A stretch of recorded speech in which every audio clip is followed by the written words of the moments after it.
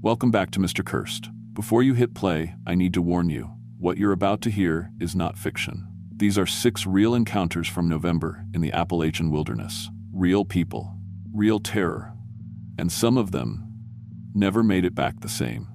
Something wakes up in those mountains when November comes, something that's been waiting, watching, learning how to become you.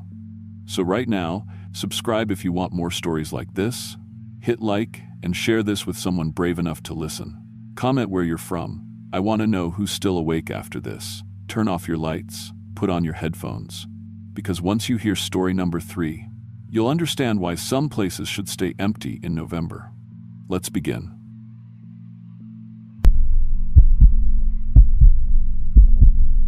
I'm 41 years old, and I drive long-haul trucks for a living. Been doing it for almost 20 years now, which means I've seen a lot of weird stuff on back roads at 3 a.m., but nothing prepared me for what happened to my family and me in November of 2019. My name's Steve Walsh, and I live outside Charleston with my wife Karen and our twin boys, Jake and Luke. They were 12 at the time, 7th graders who spent every free moment glued to their phones or gaming systems. Karen works at First National Bank downtown, and between her schedule and mine, being on the road 3 weeks out of every month, we hardly saw each other, let alone had any real family time. That's why Karen suggested the camping trip in the first place. She'd been researching family activities online during her lunch breaks, trying to find something that would get us all together without screens for a few days. The boys had a long weekend coming up in November because of some teacher conference thing, and Karen found this campground up near Seneca Rocks that had perfect reviews. Remote enough to really unplug, one review said, but safe and well-maintained for families. The pictures showed these neat little campsites tucked back in the woods, each one private but not too isolated. Perfect for what we wanted. I'll be honest, I wasn't thrilled about camping in November. West Virginia gets cold that time of year, and I spend enough nights sleeping in my truck cab to know I prefer a real bed when I'm home. But Karen was excited about it, and the boys actually seemed interested when we showed them the hiking trails and the rock formations you could see from the campground. Jake's always been the outdoorsy one of the twins, and Luke usually follows whatever Jake wants to do. When Jake said it looked actually pretty cool, I knew we had a winner. We loaded up my personal truck, a Ford F-150 that I keep for family stuff, with our camping gear that Friday afternoon. Karen had made lists of everything we'd need: tent, sleeping bags, camp stove, coolers full of food, first aid kit, flashlights, the works. She'd even bought special camping chairs that folded up tiny and weighed nothing. The boys packed their backpacks with extra clothes and, despite the no technology rule we'd established, I caught them trying to sneak their portable chargers. I confiscated those but let them keep their phones for emergencies, which turned out to be a good thing later. The drive up took about 3 hours, winding through smaller and smaller roads until we finally turned onto this gravel path, marked by a simple wooden sign that said, Peaceful Pines Family Campground. The road went back into the woods for maybe half a mile, before opening up into a clearing with a small office building and about 15 campsites scattered around. Each site had a picnic table, a fire ring, and a level spot for tents. There were vault toilets and a hand pump well for water. Simple, clean, exactly what the reviews had promised. We were the only family there, which the camp host explained was normal for November. Most folks come in summer and fall, he said. An older guy named Earl, with weathered hands and a friendly smile. You picked a good weekend though, supposed to stay clear and not too cold.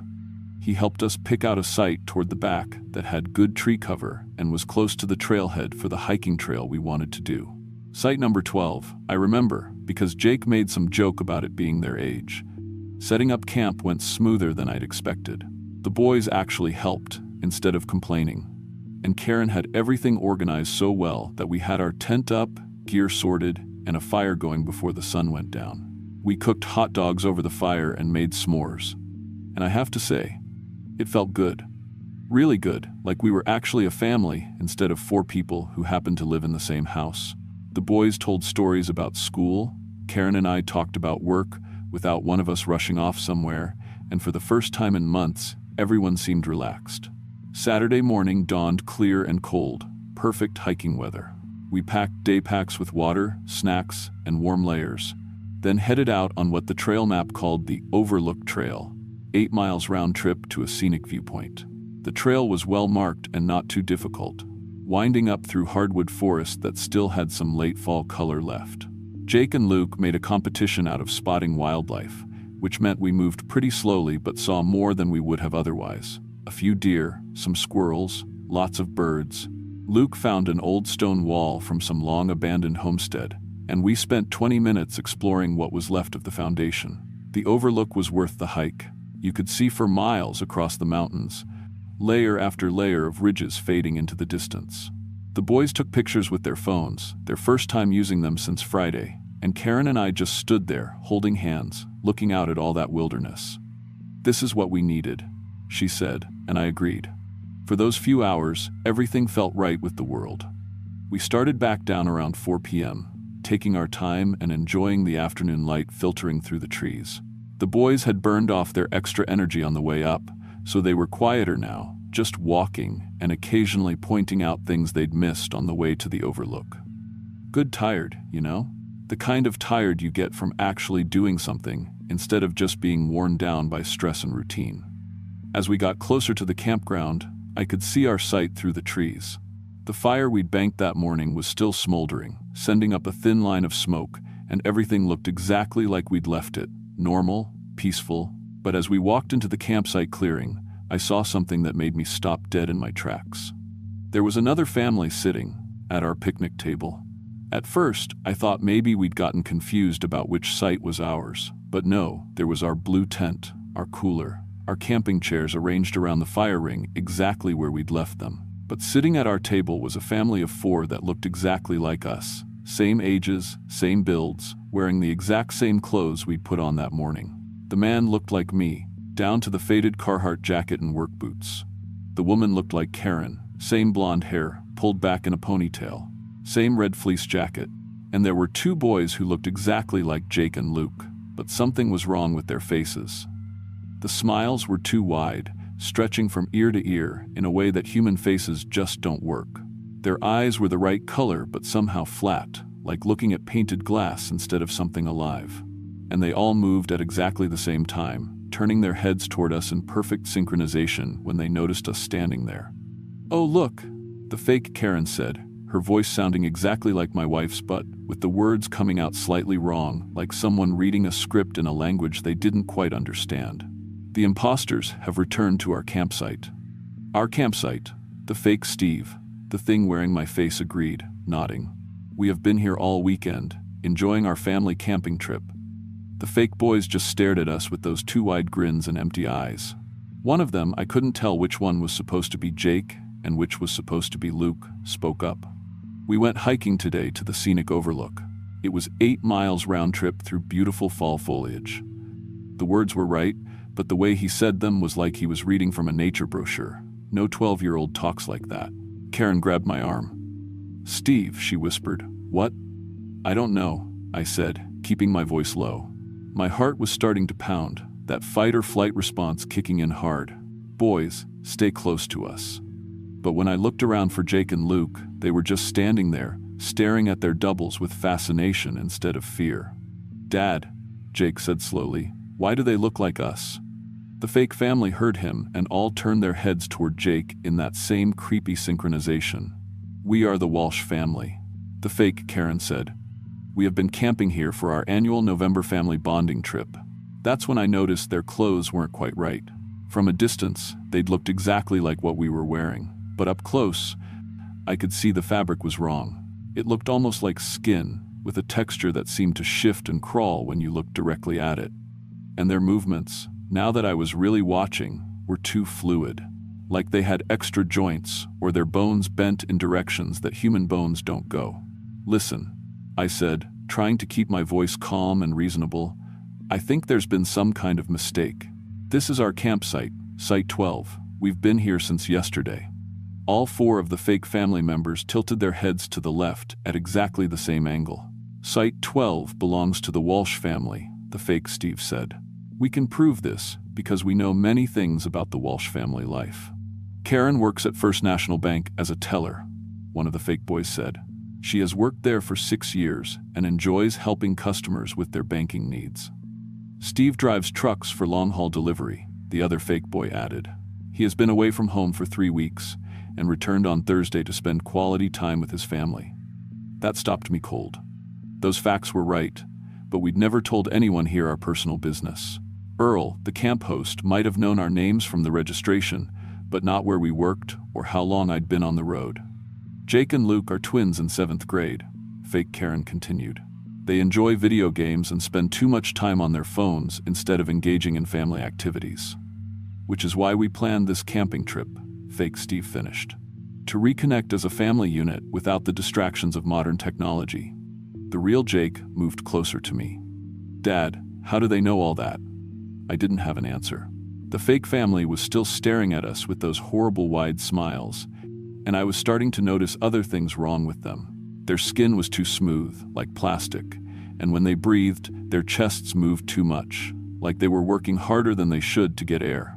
And their eyes never blinked.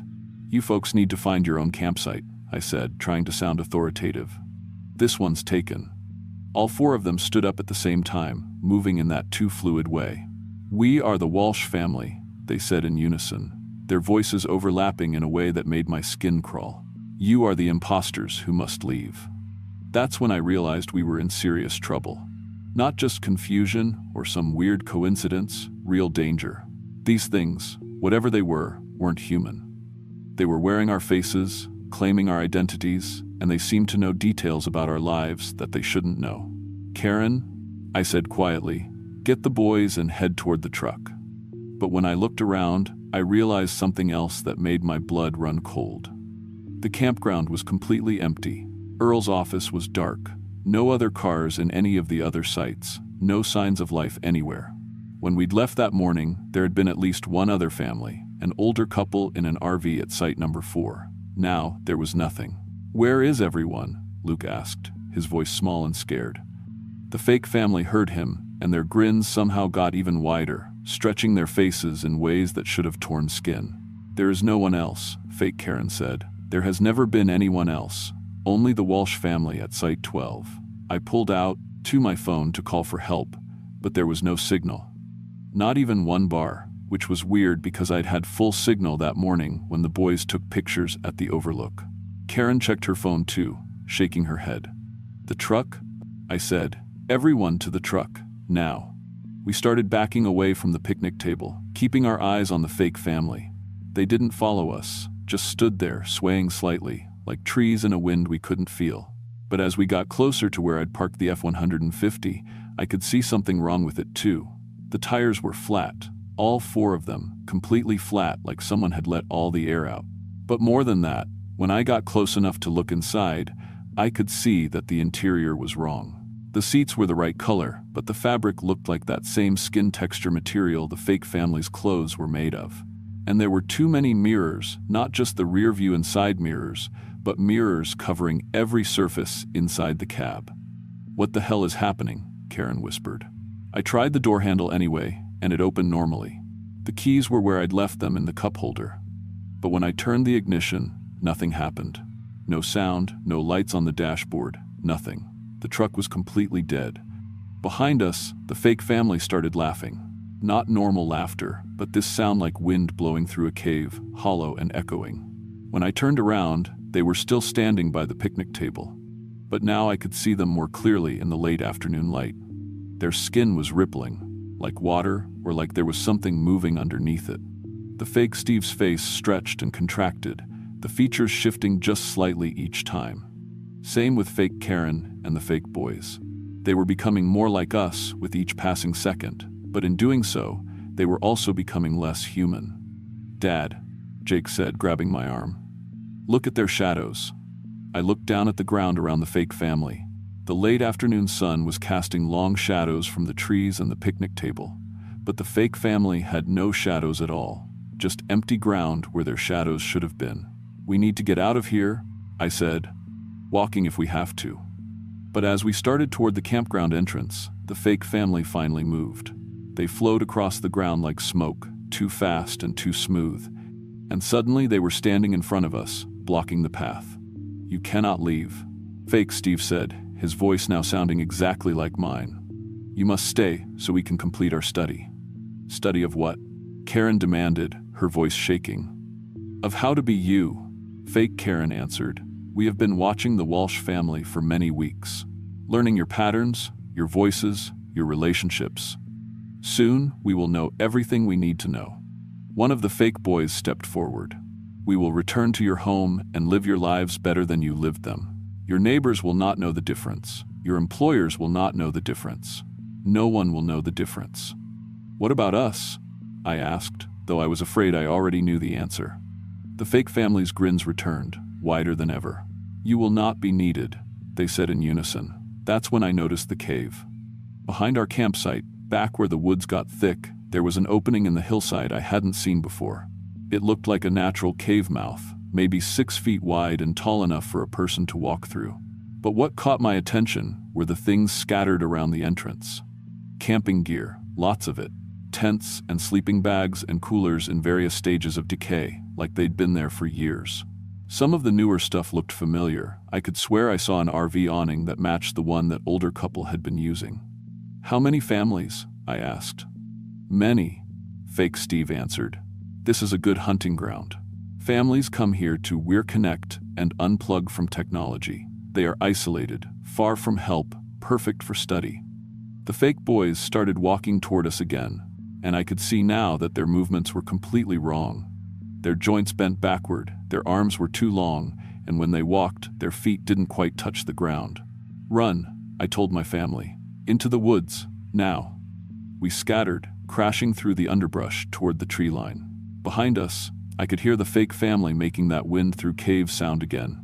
But now it was angry, frustrated. I could hear them moving through the forest, but not like humans would move. More like water flowing around obstacles, or like they were sliding between the trees instead of walking around them. Jake and Luke were faster than Karen and me, disappearing ahead into the darkening woods. I could hear them calling back to us, trying to stay together, but the sound echoed strangely off the trees. Some of the voices sounded right, but others had that same wrong quality as the fake family's speech. Steve. I heard Karen call from somewhere to my left. Steve, help me. But when I turned toward the voice, I saw fake Karen standing between 2 oak trees, her skin now rippling constantly like water. Steve, she called again in my wife's voice. I'm hurt. I need you. I didn't answer. Instead, I kept moving deeper into the woods, following what I hoped was the real Karen's voice. Behind me, fake Karen's voice changed, becoming angry and frustrated. You cannot run from us, it called. We know all your voices now. We know all your words. Then I heard my own voice coming from another direction. Karen, boys, over here, I found the trail. But I hadn't said that. I was standing perfectly still, listening to something, wearing my face call to my family in my own voice. The woods around me filled with voices. Karen calling for the boys calling for us. My voice giving directions, reassuring everyone, trying to lead them back toward the campground. But none of the voices were coming from the right directions, and some of them said things that were just slightly wrong. Jake, Luke, come toward Daddy's voice. That sounded like Karen, but she never called me Daddy when talking to the boys. Mom, we're lost. That sounded like Luke, but he was using words and a tone that sounded more like Jake. Everyone head back to our vehicle for safety. That was definitely my voice, but I would never call my truck a vehicle in casual conversation.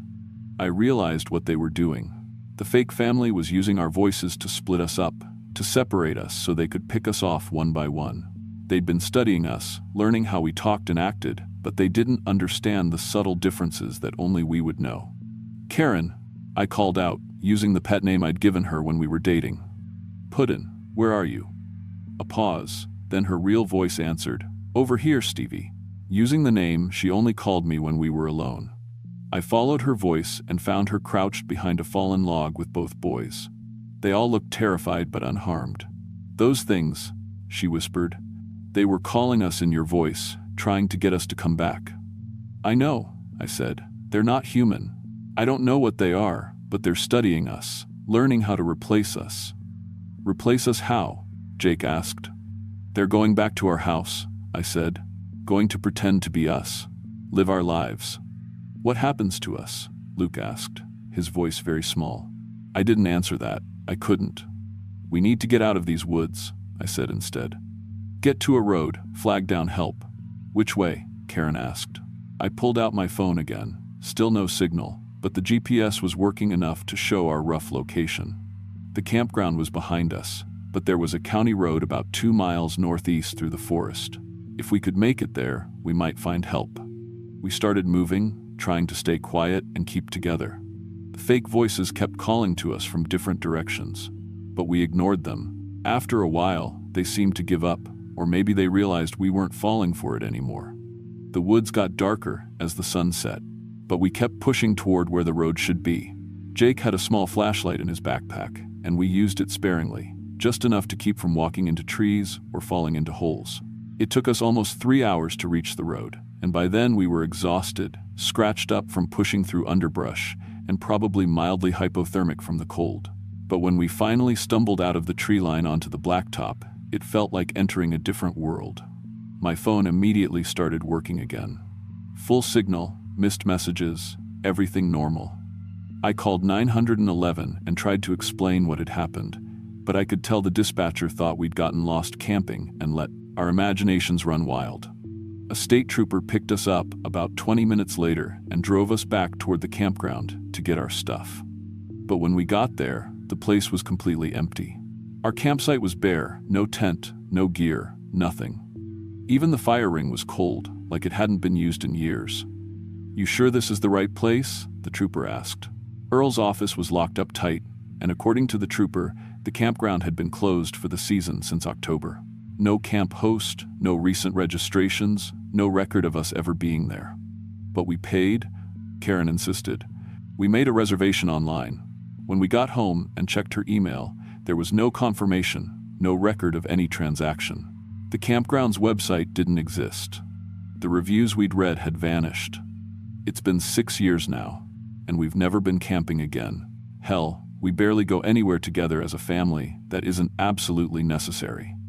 The boys are 18 now, getting ready for college, and they still won't sleep with their bedroom doors closed." Karen changed jobs because she couldn't stand the thought of those things knowing where she worked. "I still drive trucks, but I've changed my routes. I won't take loads that go anywhere near Seneca Rocks, and I've started carrying a gun in my cab, though I'm not sure it would do any good against whatever we met in those woods. Sometimes, when I'm on a long haul at 3 a.m., I'll see a family in a car passing the other direction, and for just a second they'll look like us. Same faces, same ages, same tired expressions.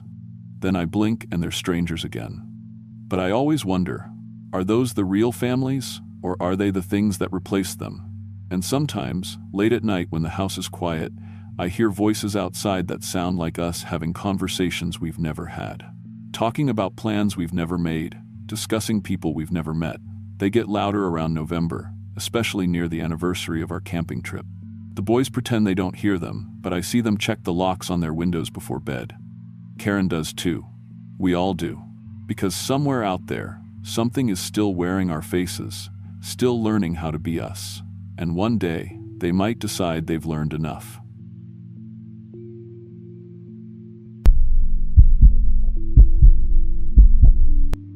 I was 29 when I learned that some places in the mountains don't want you to leave. I'm an accountant, or I was, before what happened at the TechFlow corporate retreat. These days, I work from home exclusively, and I never go anywhere that doesn't have cell service. I know that probably sounds paranoid, but you'll understand by the end of this. TechFlow Incorporated was dying. Our startup had burned through most of its funding, and morale was somewhere below rock bottom. We'd gone from 15 employees down to 8, and everyone knew more layoffs were coming. That's when Rachel, our marketing director, made what she thought was a brilliant decision. She hired Wade Knox, an ex-military wilderness leadership consultant who promised to save our company through something he called adversity training. The retreat was scheduled for November in the George Washington National Forest.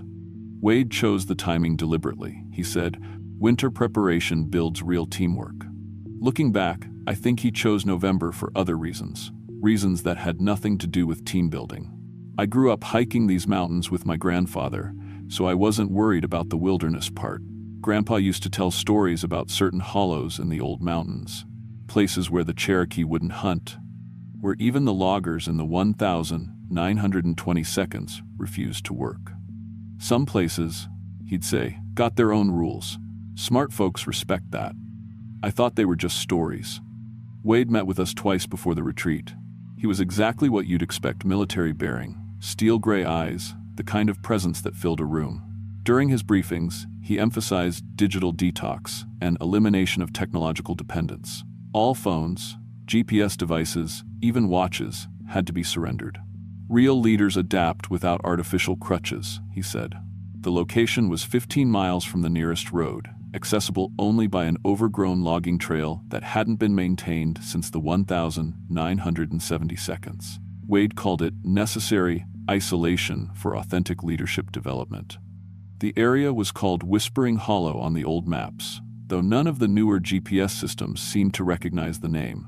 Our group consisted of 8 people: Rachel, 38, myself, Carlos from IT, 31, Susan from HR, 29, Tom from Sales, 35, Maria, our newest hire, 24, Jamie, our junior accountant, 26, and David from Customer Service, 33.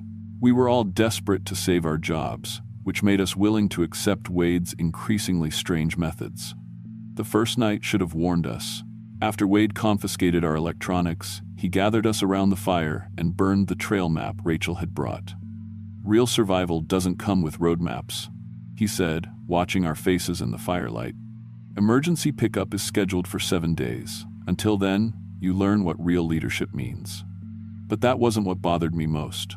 What bothered me was the silence. I've spent dozens of nights camping in Appalachian wilderness, and there's always sound: owls, insects, wind through leaves, small animals moving in the underbrush. That first night, there was nothing. Complete, absolute silence, like the forest was holding its breath. Even our fire seemed to burn quieter than it should have. Wade didn't seem to notice. He was too busy implementing his hierarchy system, distributing supplies based on what he called corporate value contribution. Rachel got the best gear as director. Tom and I got decent supplies. But the junior employees, Jamie, Maria, David, got almost nothing. Thin sleeping bags, minimal food, no proper shelter. Resources are limited in survival situations, Wade explained. Leaders make hard allocation decisions. This teaches executive thinking. I should have objected then. Should have told Wade to go to hell and started hiking out. But I was afraid of losing my job, and besides, something about the place was making it hard to think clearly. The air felt thick, almost syrupy, and there was a constant metallic taste in my mouth. The second day, things got worse. Wade began using personal information from our employee files to manipulate us. He made Carlos detail his college debt to the group, calling it financial irresponsibility that demonstrates poor leadership. He forced Susan to admit her previous anxiety issues made her a liability in crisis situations. He was systematically breaking us down, but he was doing it in a way that felt almost rehearsed, like he'd done this before, in this exact place. That night, the sounds started. Around 2 a.m., I woke to what sounded like footsteps circling our camp. Slow, deliberate steps that crunched through the dead leaves in a perfect circle about 50 yards out. I lay in my sleeping bag, listening, but the footsteps never got closer or farther away. Just that steady circling, like something was marking territory. I wasn't the only one who heard it. In the morning, Jamie looked exhausted. "Did you hear that walking last night?" she whispered when Wade was out of earshot. It went on for hours. Wade overheard. "Paranoia is a sign of weak mental discipline," he said. "Leaders don't jump at shadows." But I saw something in his eyes when he said it, not dismissal, recognition, like he'd been expecting us to hear things. Day 3 brought hypothermia. The temperature had dropped below freezing, and Jamie was in bad shape.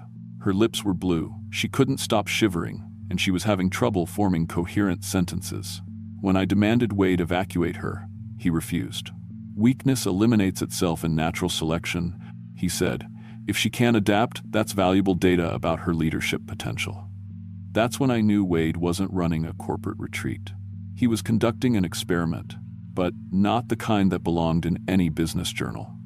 I started paying closer attention to Wade's equipment.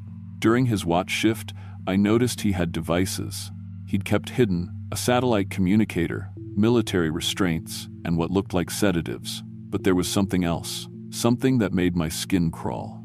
He had a leather journal, old and worn, filled with handwritten notes. I only glimpsed a few pages, but what I saw made no sense. Dates going back decades, names I didn't recognize, and rough maps of this exact area, marked with symbols that looked like they belonged in an anthropology textbook, not a business plan. One entry I could make out clearly: November 1987, Henderson Corp Group, 6 subjects, entity response confirmed after 72 hours of sustained stress and isolation. Henderson Corp. I'd heard of them. A mid-sized consulting firm that had gone bankrupt in the late 80s after several employees disappeared during a corporate retreat in West Virginia. The case had never been solved. That night, the circling footsteps came back. But this time, they weren't alone. I woke around 1 a.m. to the sound of my own voice calling from the trees. Not similar to my voice, my exact voice, with my inflection, my speech patterns, calling my own name from the darkness beyond our fire. Jamie. The thing with my voice called, "Jamie, come here, I found something you need to see." I was lying in my sleeping bag, hadn't said a word. But Jamie was sitting up, looking confused and terrified. "That's you, calling me," she whispered, "but you're right here." The voice called again, and this time it was Carlos's voice calling for Susan. Then Tom's voice calling for Maria. One by one, our own voices were calling to each other from the tree line, trying to lure us away from the fire. Wade was awake. I could see his eyes reflecting the firelight, but he wasn't moving, wasn't speaking. He was just watching us, with the expression of a scientist observing lab rats. "What is that?" Susan hissed, but Wade held up a hand for silence. "Phase 2, he said quietly, making a note in his journal. "Right on schedule." That's when I understood. Wade hadn't brought us here for corporate training. He'd brought us here to feed something. Something that lived in Whispering Hollow. Something that had been hunting corporate retreat groups for decades. The voices in the trees began to multiply. Soon there were dozens of them, all using our voices, calling our names, begging us to come into the darkness. And underneath the familiar voices, I could hear something else. Breathing. Heavy, wet breathing from multiple sources, like a pack of enormous animals waiting just beyond the firelight. The entity requires sustained psychological stress to manifest fully, Wade said, still making notes. Isolation, hierarchy breakdown, and sleep deprivation create optimal feeding conditions. Corporate groups are ideal because they're already psychologically vulnerable. Rachel finally snapped. "What are you talking about? What entity?" Wade looked up from his journal, and his eyes were different now. Hungrier. The Cherokee called this place Nvihia-Hani, the hollow that hunts. Early loggers lost 3 crews here before they stopped trying to harvest the timber. The Forest Service has this area marked as unsuitable for recreational use in their private files. But corporate retreat permits? Those go through a different department, one that doesn't check the historical records. The breathing sounds were getting closer and louder, like whatever was out there was growing larger or multiplying or both. "Every November for 38 years, I've brought groups here," Wade continued. "The entity feeds on fear, desperation, and psychological breakdown. Corporate employees, especially ones facing job loss, provide exactly the right emotional conditions. The process usually takes 4 to 5 days of systematic stress induction." Through the trees, I could see shapes moving, tall, wrong shapes that seemed to bend in ways that hurt to look at. They moved like people but felt ancient, patient, terrifyingly intelligent. "The ones it doesn't take," Wade said, "make excellent test cases for refining the process." That's when the screaming started. Maria was the first to break. She bolted from her sleeping bag and ran into the trees, toward the voices calling her name. We heard her scream once, then silence. Not the silence of distance, but the silence of something muffled, cut short. The shapes in the trees began to move faster, circling closer. Carlos grabbed a burning branch from the fire. "We need to get out of here, now." But when we looked around, the trees had changed. The trail we'd hiked in on was gone. The landscape itself was different, like the hollow had rearranged itself while we weren't looking. We were trapped in a place that followed different rules than the rest of the world. Wade was laughing. There's no leaving until it's finished feeding. The entity controls the geography now. You can hike for days and never find a way out. Trust me, I've watched people try. The voices were getting more sophisticated. Now they weren't just calling our names, they were having full conversations, using our voices to tell us about family members in trouble, about cars broken down on distant roads, about anything that might make us leave the fire's protection. That's when I remembered something my grandfather had told me about the old Cherokee stories. The things that hunted in the deep mountains weren't just predators. They were intelligent, they learned, they adapted, and they had been learning about human behavior for a very, very long time. The entity doesn't just feed on fear, I said, understanding flooding through me. It learns from it. Every group Wade brings here teaches it more about how humans think, how we react, what makes us vulnerable. Susan was crying. So what do we do? I looked at the thing wearing Wade's face, still calmly taking notes, and realized he wasn't just a psychopath. He was a collaborator, something that had been working with the entity for decades, perfecting its hunting methods. We do what it doesn't expect, I said. We work together. In the corporate world, Wade had been systematically breaking down our team dynamics, turning us against each other. But the entity was expecting us to follow those patterns. It had learned to hunt isolated, desperate individuals. What it hadn't learned to hunt was a unified group that refused to break. Everyone stays by the fire, I said. No matter what you hear, no matter whose voice calls you, no one leaves this circle. The shapes in the trees were getting agitated. They began to make sounds not quite animal, not quite human, clicking, chittering noises that seemed to come from throats that weren't shaped quite right. Wade's expression had changed. For the first time since the retreat began, he looked uncertain. You don't understand, he said. The entity has been feeding here for centuries. It's part of this place now. Fighting it only makes the process more unpleasant. But Carlos was already working on something. He'd been quietly dismantling his portable battery pack, the one Wade had missed during the electronics confiscation. Now he was connecting wires to the metal frame of his pack. If this thing feeds on psychological stress, Carlos said, maybe it doesn't like electrical interference. He activated the improvised device, and immediately the voices from the trees became distorted, staticky. The shapes seemed to flicker, like bad television reception. The thing wearing Wade's face snarled. You're making a mistake. The entity doesn't like to be denied. It will hunt you individually, pick you off one by one, make the process last weeks instead of days. Then we don't give it the chance, I said. Tom was already gathering supplies. Susan was preparing the first aid kit for Jamie, who was still hypothermic but conscious. David was building up the fire. We were working as a team for the first time since the retreat began, and the entity didn't know how to respond. The shapes in the trees were moving chaotically now, no longer in their patient circle. The voices were overlapping, becoming confused, contradicting each other. Whatever intelligence guided them had learned to hunt frightened, isolated individuals. It hadn't learned to hunt a group that refused to break apart. Wade pulled a knife from his pack. If you won't participate willingly, I'll provide the psychological trauma manually. But 8 people working together are stronger than one man with a knife, no matter how well trained. We subdued Wade using basic teamwork, the kind we should have been learning all along. When we tied him up with his own restraints, something interesting happened. The voices from the trees became quieter. The shapes moved farther away, like the entity was losing power as Wade lost control. Carlos's electromagnetic device wasn't just interfering with the entity, it was disrupting whatever connection Wade had with it. As the device ran, Wade began to change. His face looked older, more haggard, like something had been keeping him artificially sustained. 38 years, he gasped. I've been feeding it for 38 years. It promised me immortality if I kept bringing groups. But the entity had been lying. Wade was aging rapidly now, decades of postponed time catching up with him all at once. Within minutes, he looked ancient, desiccated, more like a mummy than a living person. The shapes in the trees were retreating now, moving deeper into the hollow. Whatever power the entity possessed, it was weakening as its human collaborator failed. As dawn broke, the forest began to sound normal again. Birds singing, insects buzzing, wind through leaves. The electromagnetic interference had somehow broken the entity's hold on the geography, because when we looked around, the trail back to civilization was visible again. We hiked out carrying Wade's body, what was left of it.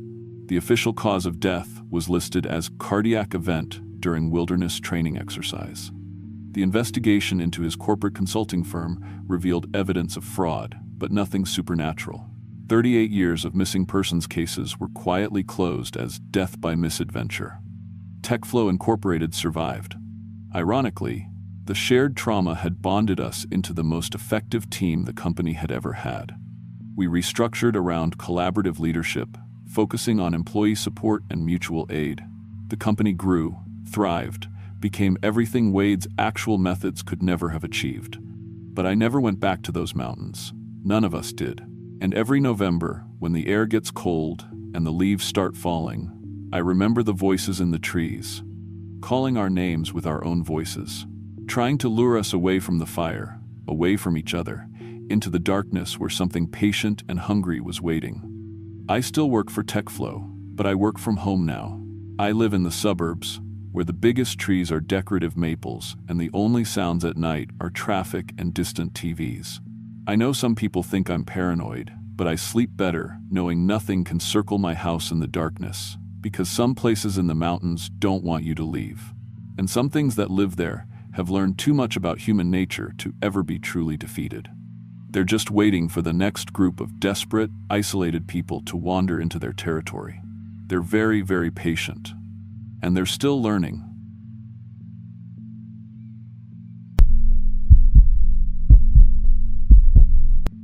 I was 34 when my startup went to hell, and honestly, looking back now, I should have known that weekend in West Virginia would be a disaster from the start. My name's David, and I'd been running this software company for 3 years, 7 employees, all of us grinding away in a cramped office in Arlington, trying to build something that mattered. We were maybe 6 weeks out from launching our main product, this project management platform we'd been developing forever, and the whole team was burned out. Sarah, our lead programmer, hadn't taken a real day off in months. Mike from design was practically sleeping at his desk. Everyone was stressed, snippy, making mistakes we couldn't afford to make. That's when Lisa from marketing suggested we do some kind of team retreat. Get out of the city, she said. Reconnect with nature. Think outside the box, all that corporate wellness stuff. I'll be honest, it sounded like expensive nonsense to me, but morale was so bad I was worried people were going to start quitting. So I told her to find something cheap and close, maybe a long weekend somewhere we could do actual work, but also, I don't know, bond as a team or whatever. She came back with this place in Pocahontas County, deep in the West Virginia mountains. Used to be a coal mining operation back in the 60s, but somebody had converted the old buildings into what they called a rustic corporate retreat center. The photos looked pretty cool. These massive concrete structures built right into the hillside, conference rooms set up in what used to be equipment storage areas, even some meeting spaces down in the old mine tunnels. The whole selling point was that it was this authentic industrial experience where teams could think creatively in a unique environment. The price was right, and honestly, the novelty factor appealed to me. I figured if we were going to spend money on team building, at least we'd have a good story to tell afterward. Plus, the place was only about 4 hours from Arlington, so we could drive down Friday morning, spend the weekend, and be back Sunday night. Perfect for a small company that couldn't afford to lose too much work time. So that's how I ended up driving a rented van through the mountains of West Virginia on a cold Friday morning in November, with my entire company crammed in behind me arguing about music choices and complaining about the lack of cell service. Sarah was navigating with an actual paper map because GPS kept losing signal once we got past Lewisburg. Mike had his laptop out trying to get some last-minute work done until the battery died and there were no outlets in the van. Lisa was taking photos of everything, excited about documenting our corporate adventure for social media, assuming we could ever get back online to post them. The retreat center was way more isolated than I'd expected from the website. We drove for maybe 30 minutes on increasingly narrow mountain roads, past abandoned farmhouses and rusted-out mining equipment scattered in the woods, before finally reaching this gravel driveway that wound up the side of a steep ridge. The buildings were impressive, I'll give them that. These massive concrete bunkers built right into the rock face, connected by metal walkways and stairs that zigzagged down the hillside. You could see where they'd tried to make it look welcoming with some landscaping and fresh paint on the railings, but underneath it all, this place still felt like heavy industry. Our host was this guy named Frank, probably in his 60s, who'd worked the mines back when they were operational and now managed the retreat center. He met us in the main parking area and walked us through the facilities. Conference rooms set up in what used to be equipment bays, dining areas in converted office spaces, and sleeping quarters in modified storage buildings. Everything was clean and functional, but you couldn't escape the feeling that you were basically camping inside an old factory. The coolest part, though, was the underground conference center. Frank led us down this wide concrete ramp that sloped into the hillside through these heavy metal doors. And suddenly, we were in this huge room carved right out of the rock. They'd set it up with tables and whiteboards and all the usual meeting stuff, but the walls were still rough stone, and you could see the tool marks where the miners had blasted through. Frank explained that this used to be an equipment staging area, where they'd store and maintain the big machines before sending them deeper into the mine system. Mine goes back maybe 2 miles, Frank told us, gesturing toward a metal gate at the far end of the room. Most of it's sealed off now for safety, but we do guided tours of the first few hundred yards. Part of the experience, you know? Help folks understand what this place used to be. That first day went better than I'd hoped. There was something about being in such a unique space that actually did seem to get everyone's creative juices flowing. We spent the afternoon brainstorming solutions to some problems we'd been stuck on for weeks, and by evening, the whole team seemed more relaxed and focused than they'd been in months. We had dinner in the main building, nothing fancy, just sandwiches and soup, but Frank's wife cooked it, and it was good. And then headed back to our rooms early to get ready for more work sessions the next day. The sleeping quarters were in these converted storage buildings scattered around the hillside, connected by metal walkways. I was sharing a room with Mike, while Sarah and Lisa had the room next door. The other 3 employees, Tom, Jessica, and Robert, were in a building about 50 yards away, closer to the main conference area. Each building had 4 or 5 rooms, but we were the only guests that weekend, so the whole place felt pretty empty. That's when we first heard the sounds. I was lying in bed, around midnight, listening to Mike snore and thinking about our product timeline, when I heard this scratching noise coming from somewhere outside. At first, I figured it was just normal mountain sounds, maybe a raccoon getting into the trash, or branches scraping against the building in the wind. But as I lay there listening, the scratching seemed to move along the wall of our building, like something was walking around the perimeter, dragging its claws against the metal siding. I got up and looked out the window, but there were only a few security lights scattered around the complex, and most of the hillside was pitch black. The scratching stopped as soon as I moved, like whatever was out there knew I was watching. I stood at the window for maybe 10 minutes, but I didn't see anything moving, so I went back to bed and tried to forget about it. The next morning at breakfast, Tom mentioned he'd heard weird noises during the night too. Sounded like something big walking around on the metal walkways, he said. But when I looked out, there was nothing there. Frank just nodded like this was normal. Lots of wildlife up here, he said. Bears, mostly. Sometimes they get curious about the buildings, but they don't cause any real trouble. Just don't leave food out in your rooms. That made sense, and honestly, I was more focused on our second day of workshops than on whatever animals might be wandering around outside. We spent the morning working on user interface designs. Then, after lunch, Frank offered to take us on the mine tour he'd mentioned. Most of the team was interested. It seemed like a good way to break up the afternoon and learn something about the history of the place. Frank led us back down to the underground conference room, then unlocked the metal gate at the far end and ushered us into the tunnel system beyond. He had heavy-duty flashlights for everyone, plus some battery-powered work lights on extension cords that he set up every 50 yards or so to keep the main pathway lit. The tunnels were incredible. These weren't narrow mine shafts like you see in movies. They were wide enough to drive trucks through, with arched ceilings carved out of solid rock and metal support beams every few yards. Frank explained that this section had been used for moving equipment and supplies, so everything was built big enough for the massive machines they used to bring in and out. We walked maybe 300 yards into the hillside, with Frank pointing out different features and telling stories about what it was like to work down here back in the day. The air was cool and damp, with this metallic smell that I guess came from decades of machinery and blasting powder. Our footsteps echoed weirdly off the walls, and even with all the lights, the darkness seemed to press in around us. That's when Sarah pointed out that we were hearing other sounds. "Listen," she said, stopping and holding up her hand for quiet. We all stopped walking, and sure enough, there was something else moving in the tunnels. Not our echoes, this was coming from a different direction, deeper in the mine system. It sounded like footsteps, but the rhythm was wrong.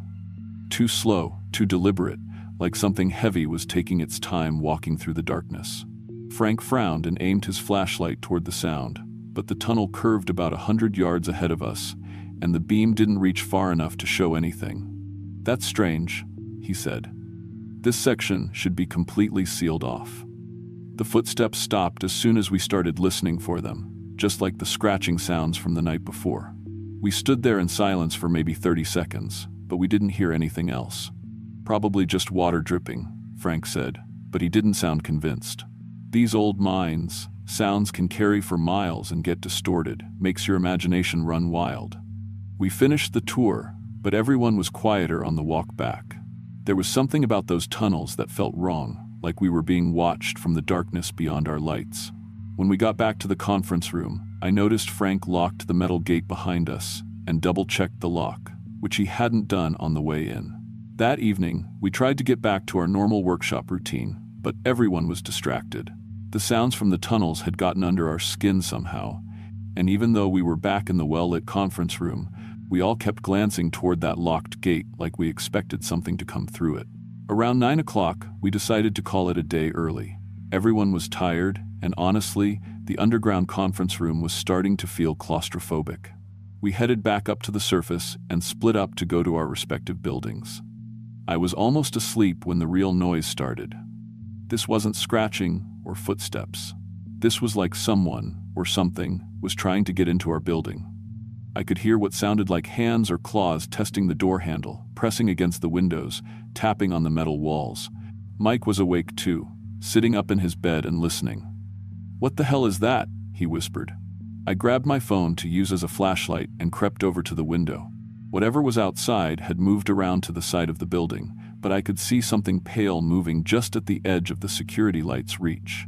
It was too big to be any normal animal, and it was moving wrong. Not like a bear or deer, but with this weird, lurching gait that made my skin crawl. Then I heard Sarah scream from the next building over. I grabbed my clothes and shoes and told Mike to do the same. We could hear voices now from the other buildings. Everyone was awake, and it sounded like whatever was out there was checking all of our rooms, methodically moving from building to building. My first thought was to get to the main conference center where Frank was staying, but when we opened our door and looked out, we could see something moving on the walkway between us and the central building. It was hard to make out in the dim light, but it looked like a person. If a person could be 8 feet tall and move like their joints were in all the wrong places. Mike pointed toward the underground entrance. "The tunnel," he said. "We can get to the main building through the conference room." It wasn't a great plan, but it was better than trying to run past whatever was lurking on the walkways above ground. We made it to the tunnel entrance without being seen, and I used my phone to light our way down the concrete ramp. The metal doors were unlocked, and we slipped into the underground conference room just as we heard more commotion from the surface. That's when we realized we weren't alone down there either. The gate to the mine tunnels was standing wide open, and we could hear movement in the darkness beyond. Not footsteps this time, something that sounded like dragging, like something heavy was being pulled across the stone floor. And there was breathing, deep and labored, echoing from multiple directions in the tunnel system. Mike grabbed my arm. "There's more than one," he whispered. I was trying to figure out what to do when the rest of the team stumbled into the conference room. They'd all had the same idea we did, running for the tunnels when things got too scary on the surface. Sarah's face was white, and her hands were shaking. "It was looking in our window," she said, "this pale thing with huge eyes, just standing there staring at us. When it saw me looking back, it smiled." Lisa was crying, trying to get a signal on her phone. "We need to call for help. This is insane." Tom had grabbed a fire extinguisher from one of the hallways, and Robert was holding a chair like a weapon. Jessica was just standing there in shock, staring at the open gate to the mine tunnels. That's when Frank showed up. running down the ramp with a shotgun in his hands and a wild look in his eyes. "Did you open this gate?" he demanded, pointing at the tunnel entrance. "It was already open when we got here," I said. Frank cursed and aimed his flashlight into the tunnels. The breathing sounds had stopped when he arrived, but you could still feel something watching from the darkness. "They're not supposed to be able to get through the barriers," he muttered. "I check them every month, make sure all the seals are intact." "What are they?" Sarah asked. Frank looked at us for a long moment, like he was trying to decide how much to tell us. Finally, he sighed and lowered the shotgun. "This mine's been closed for 60 years, he said, "but it was never really empty. The company sealed off the deeper sections when they shut down operations, but they didn't get everyone out first. Some of the miners were trapped in a cave-in about 3 miles back. Took weeks for the rescue teams to reach them. And by then," he shook his head. "Well, by then, something had changed." "Changed how?" Mike asked. "The ones they brought out weren't quite right anymore. Pale, couldn't handle sunlight, moved different, and they were hungry all the time. Not for food, exactly, but for something else. The mining company hushed it all up, relocated the families, sealed everything off. But the miners who were still trapped deeper in the system, the ones they couldn't reach, they adapted." A sound echoed from the tunnels, not breathing this time, but something that might have been laughter, if laughter could sound that hollow and empty. "They've been down there ever since," Frank continued, "living in the deep tunnels, surviving on. I don't know what they eat. But every few years, they get curious about what's happening on the surface. Usually I can keep them contained, make sure the barriers hold, but tonight..." He gestured helplessly at the open gate. "Tonight they got through," I said. "They're not just mindless anymore," Frank said. 60 years down there, they've learned things. How to work together, how to use tools, how to plan. And they remember what it was like to be human, even if they can't ever go back to it."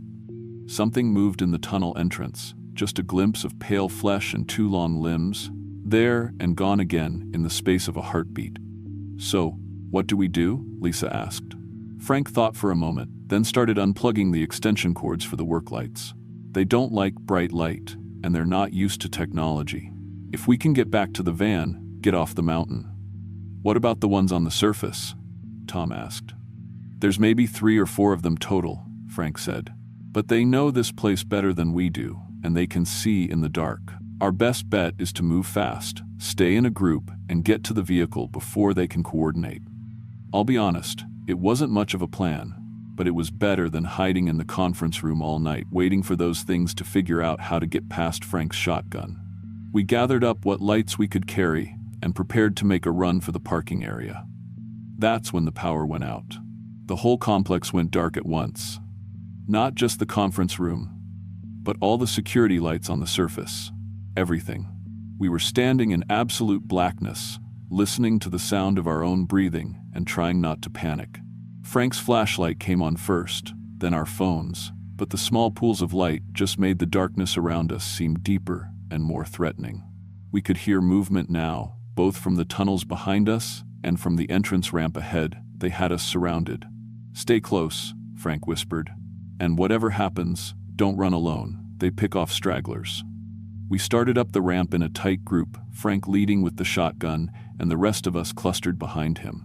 With our lights, I could see shapes moving just beyond our flashlight beams, pale figures that seemed to flow rather than walk, keeping pace with us, but staying out of sight.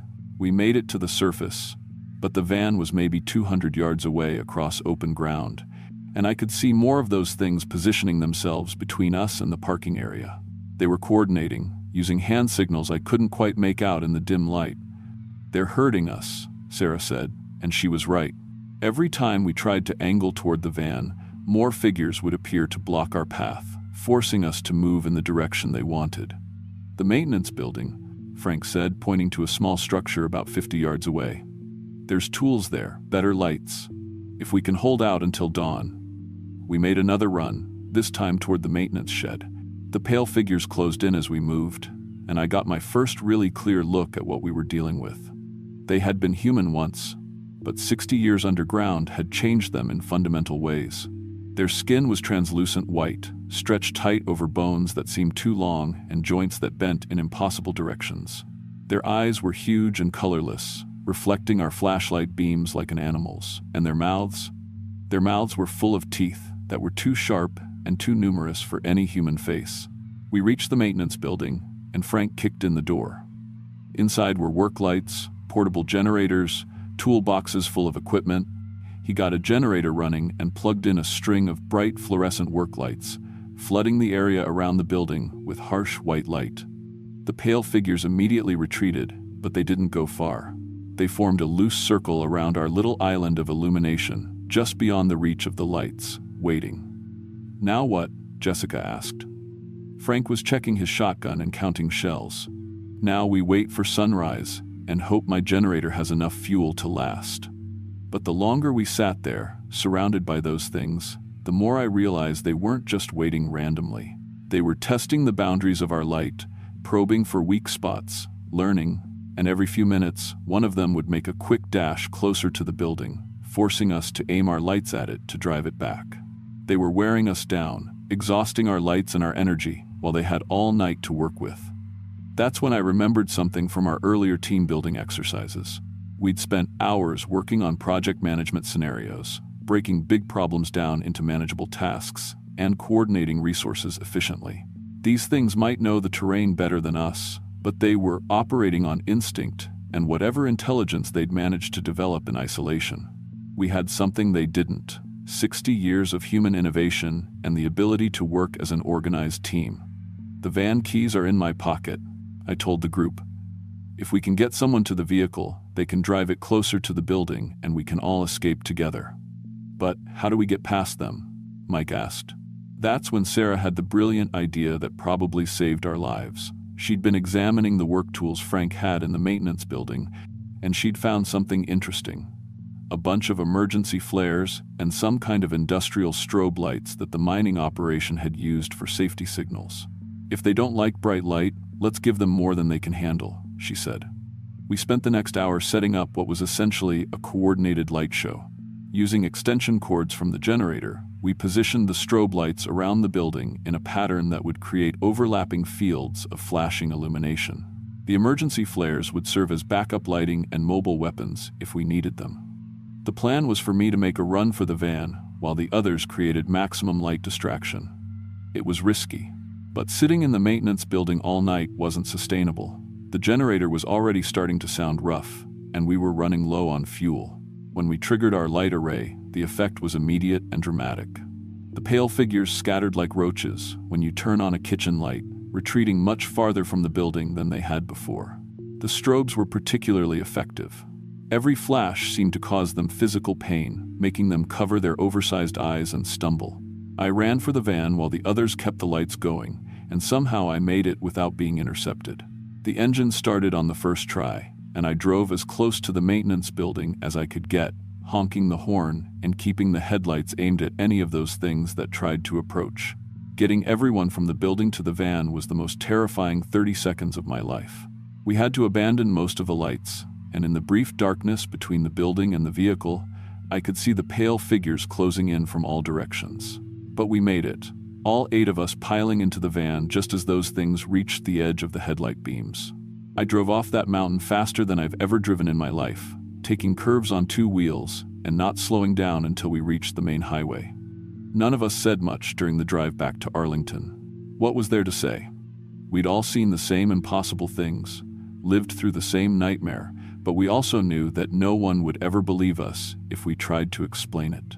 Frank had given us his contact information and made us promise not to talk to authorities or media about what had happened. "Those things have been contained for 60 years, he'd said. "Drawing attention to them now won't help anyone." We never did launch our software platform. The whole team was too shaken up to focus on work for weeks afterward, and by the best time, we might have been ready to try again. 3 people had quit, and the company basically fell apart. I ended up selling what assets we had and taking a regular job at a bigger tech company. Something stable where I didn't have to make decisions or take risks. It's been 8 years now, and I still don't sleep well in complete darkness. I keep lights on in every room of my house, and I've never been camping or hiking since that weekend. Sarah moved to California and works for Google now, but we still email occasionally, and she's never gone underground for any reason. No subway systems, no basement apartments, nothing below ground level. Mike started having panic attacks whenever he heard about mining accidents or cave rescues on the news, and eventually had to start seeing a therapist. Lisa quit tech altogether and teaches elementary school now. The others scattered to different jobs in different cities, but as far as I know, none of us ever took another corporate retreat. I drive past the exit for Pocahontas County sometimes when I'm traveling for work, and I always wonder if Frank is still up there, still keeping those things contained in the deep tunnels. I hope he is, because I know they're still down there, learning and adapting and waiting for their next chance to see what the surface world has to offer. And sometimes, late at night when I'm working alone in my well-lit office, I'll hear a sound in the building that reminds me of those pale figures moving through the darkness, and I'll remember that there are things in this world that corporate team-building exercises never prepare you for.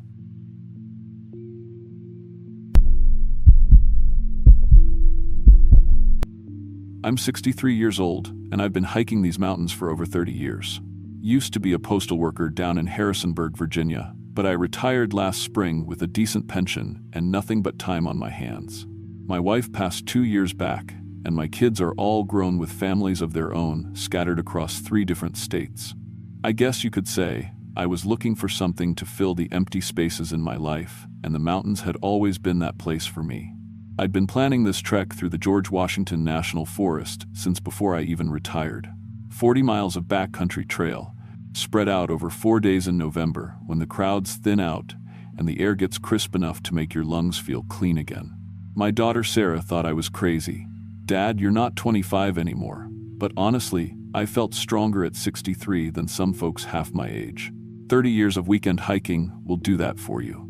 I had good gear, knew the trails better than most park rangers, and I'd left a detailed itinerary with Sarah that included every campsite and checkpoint along the route.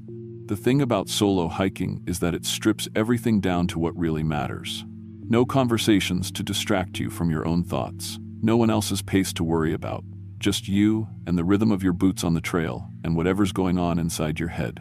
I'd done plenty of solo day hikes over the years, but this was going to be my first multi-day solo trek.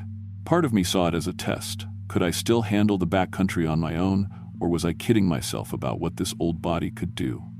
I started the hike on a Tuesday morning in mid-November. The weather forecast called for 4 days of clear skies with temperatures in the 40s during the day and dipping down to the 20s at night.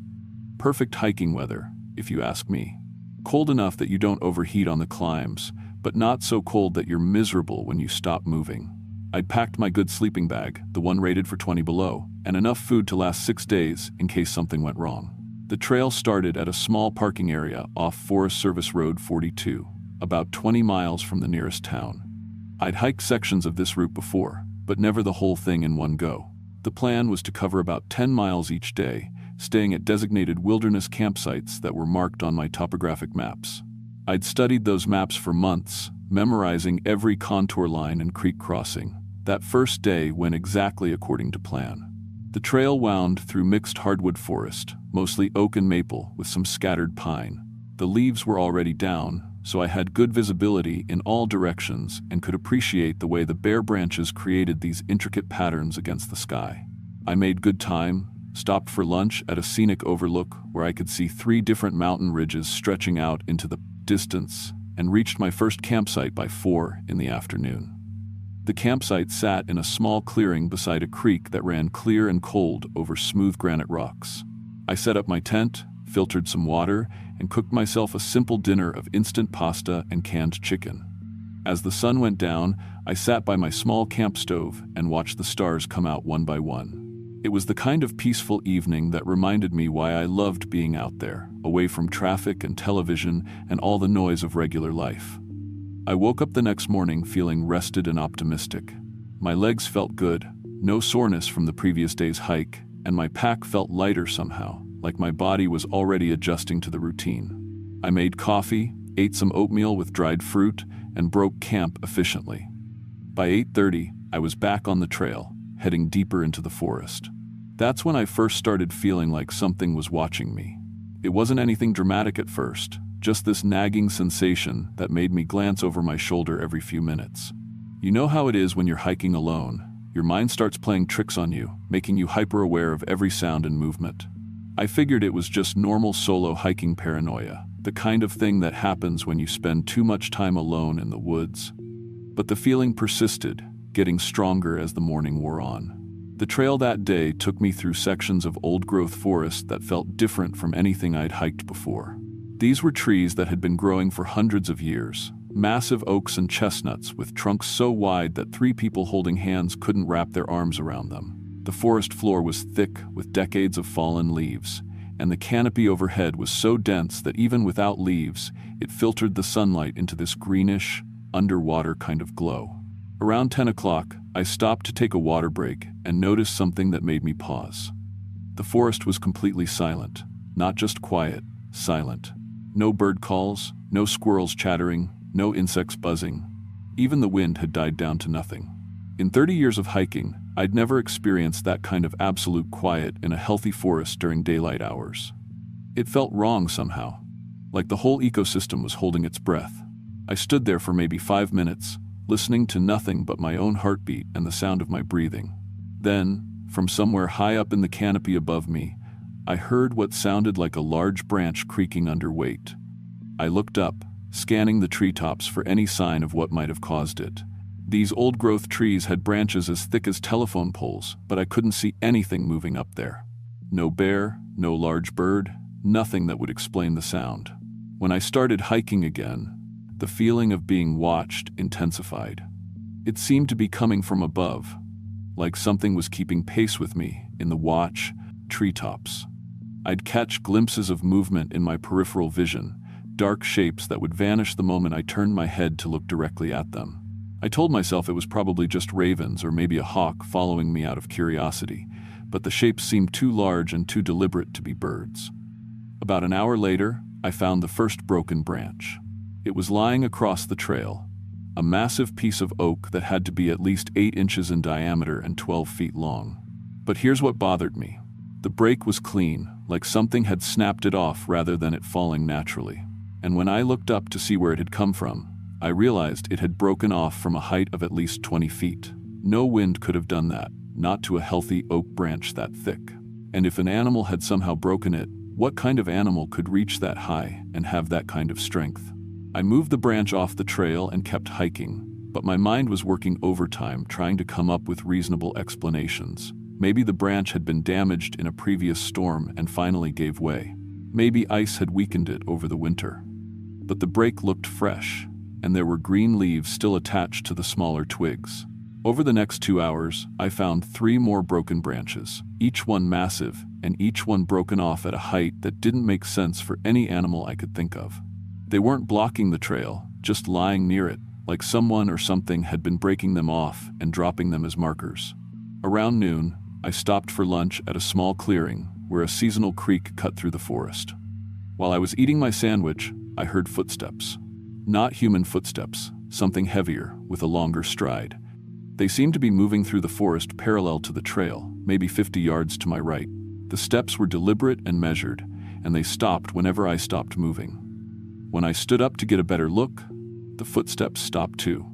When I sat back down, they resumed. I finished my lunch quickly and got back on the trail, but the footsteps continued. Sometimes they came from the right side of the trail, sometimes from the left, always maintaining the same distance, always stopping when I stopped. I tried walking very quietly to see if I could hear them more clearly, but whatever was making the sound was good at moving through the forest. I could hear the footfalls, but no breaking twigs or rustling leaves that you'd expect from a large animal moving through thick underbrush. By mid-afternoon, I was starting to get genuinely nervous. The feeling of being watched had become constant, and now I was hearing evidence that something large was definitely tracking my movement. I thought about turning around and heading back to my car, but I was already 8 or 9 miles from the trailhead, and I'd have to cover the same distance in reverse to get out. Plus, whatever was following me would presumably follow me back too. I decided to push on to my planned campsite and reevaluate the situation once I got there. Maybe whatever was tracking me would lose interest if I stayed in one place for a while, and if it didn't, at least I'd have my tent and a controlled environment to work with. The campsite was in another small clearing, this one beside a spring that bubbled up from between some large granite boulders. It was a beautiful spot, probably one of the most scenic campsites in the whole forest. But as I set up my tent, I couldn't shake the feeling that I was being studied by something that was trying to figure out what I was doing and whether I posed a threat. Just before sunset, I saw it clearly for the first time.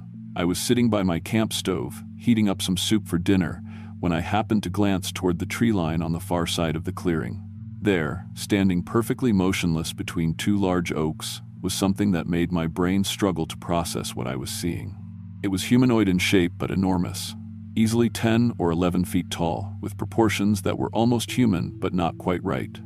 Its arms were too long, hanging down past where its knees would be. Its shoulders were incredibly broad, and its head seemed small in comparison to the massive trunk of its body. The whole thing was covered in dark hair or fur, but it wasn't shaggy like a bear. It was more like human hair, just much thicker and coarser. We stared at each other for what felt like 10 minutes, but was probably only 30 seconds. It didn't move at all during that time, not even to breathe, as far as I could tell. It just stood there, studying me, with an intelligence that was unmistakably aware and thoughtful. Not the blank curiosity of an animal, but the focused attention of something trying to understand what I was and what I was doing in its territory. Then, without any transition or movement that I could see, it was gone. Not like it stepped back into the forest or moved away. It just wasn't there anymore, like it had dissolved into the shadows between the trees. I sat there, staring at the spot where it had been, wondering if my eyes had been playing tricks on me, but I knew what I'd seen, and I knew it had been real. Whatever that thing was, it was massive, intelligent, and it had been watching me all day. I didn't sleep well that night. Every sound outside my tent made me freeze and listen, trying to determine if it was wind or settling trees or something large moving around my campsite. Several times I heard what sounded like breathing or soft footsteps circling my tent, but whenever I unzipped the rainfly to look outside, I couldn't see anything in the darkness. The third day started early because I'd given up on sleep around 5 in the morning. I made coffee and ate breakfast while it was still dark, then packed up my tent and got back on the trail as soon as there was enough light to see. I was hoping that by starting early and moving fast, I might be able to get ahead of whatever had been following me. But within an hour of starting the hike, I could tell it was still there. The footsteps in the forest paralleling my route, the feeling of being watched, the unnatural silence of the birds and small animals. If anything, its presence seemed stronger now, like it had spent the night deciding what to do about me and had reached some kind of conclusion.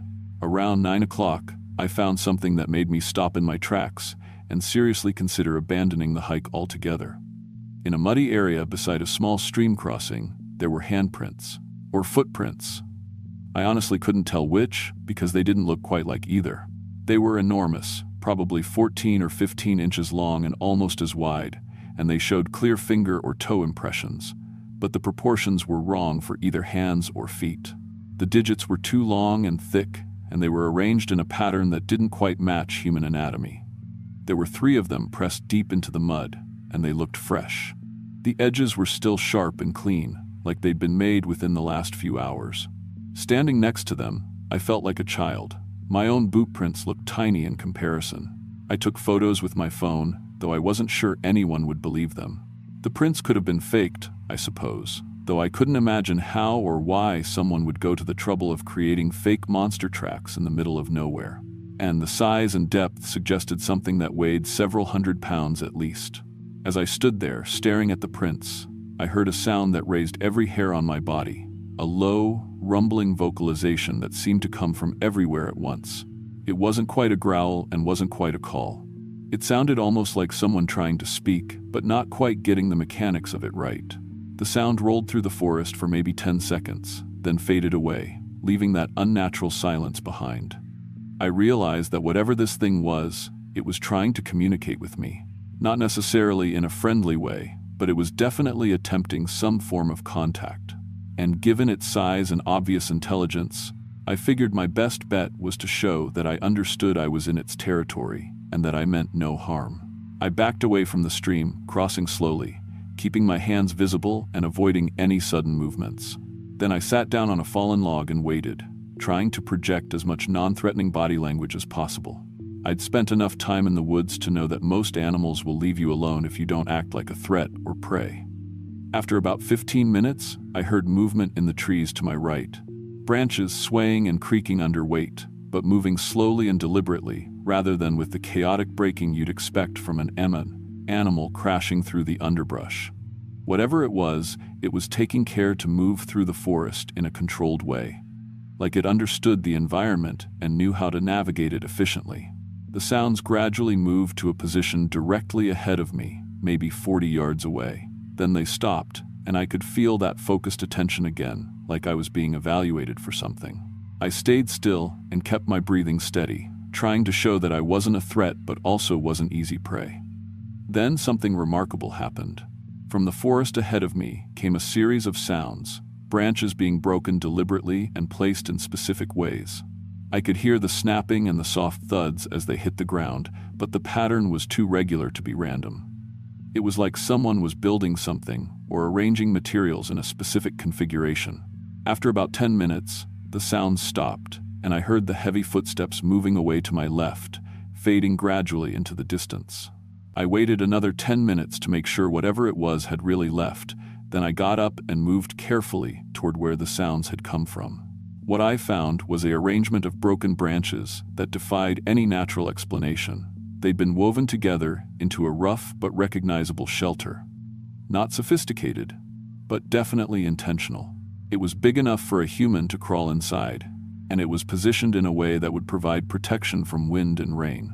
The construction showed planning and spatial reasoning that went way beyond anything an animal should be capable of. I stood there, staring at this primitive shelter, trying to process what it meant. The creature had built something for me, not for itself. The scale was all wrong for something its size. It had listened to my movements, assessed my size, and constructed a shelter that would fit me. That level of reasoning and empathy was almost human.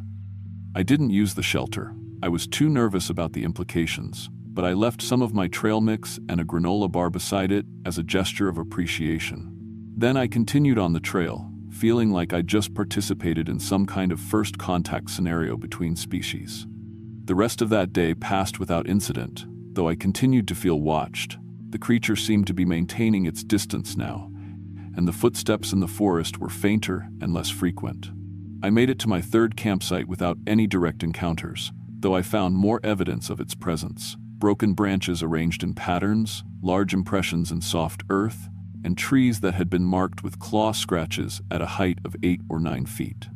That night, as I sat by my camp stove eating dinner, I heard it moving around the perimeter of my campsite. Not threatening, but definitely present. Occasionally, I'd catch a glimpse of movement at the edge of my vision, but whenever I turned to look directly, there was nothing there. It was like it wanted me to know it was there, but didn't want full visual contact. Around midnight, I woke up to the sound of something large, settling down just outside my tent. I could hear breathing. Deep, slow, rhythmic breaths that were definitely not human, but weren't quite animal either. I lay there listening for what felt like hours, but eventually the sound faded away and I managed to fall back asleep. The fourth and final day of my hike was the strangest yet. The creature's presence was constant, but somehow different, less threatening and more protective, I guess. A couple of times during the morning, I found that fallen trees had been moved off the trail ahead of me, clearing obstacles that would have required significant effort to climb over or go around. Once, when I was studying my map at a confusing trail junction, I heard the sound of stones being deliberately thrown. When I looked toward the sound, I could see a small cairn of rocks that hadn't been there before, positioned to mark the correct trail. It was guiding me. This massive, presumably ancient creature was helping me navigate its territory safely and efficiently. The thought was both humbling and terrifying. Late that afternoon, I reached the end point of my hike, another small parking area where Sarah was supposed to pick me up. As I came out of the trees and saw my daughter's car waiting in the gravel lot, I felt a profound sense of relief mixed with something like sadness. I was leaving behind an experience that had changed my understanding of what was possible in the world. I turned around to look back at the forest one last time before getting in the car. There, standing just inside the tree line where the shadows were deepest, I could see the outline of my watcher. It was perfectly still, the way it had been that first evening when I'd seen it clearly. We looked at each other across the distance of maybe 50 yards, and I raised my hand in what I hoped would be understood as a gesture of respect and gratitude. It didn't move, but I had the distinct impression that it understood.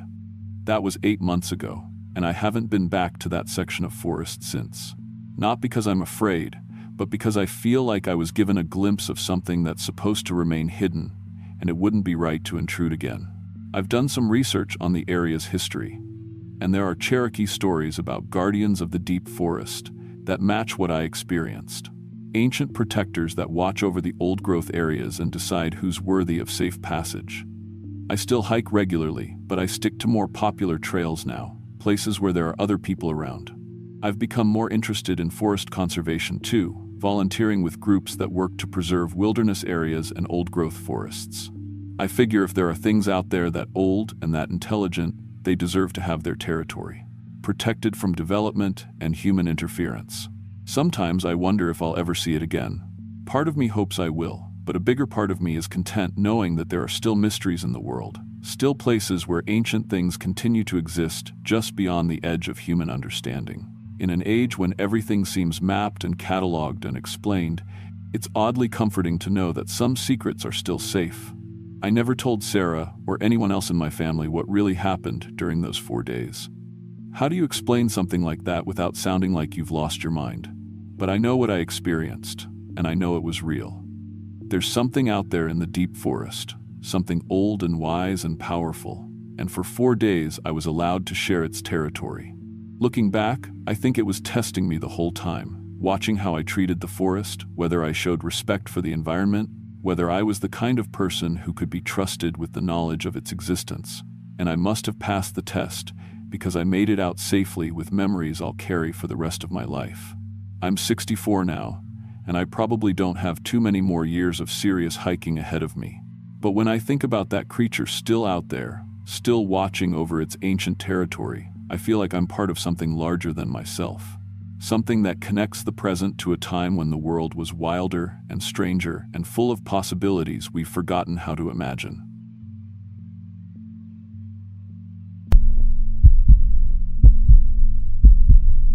I was 28 when I learned that some truths are too terrible to bear, and that Mirror Lake doesn't just reveal secrets, it feeds on them.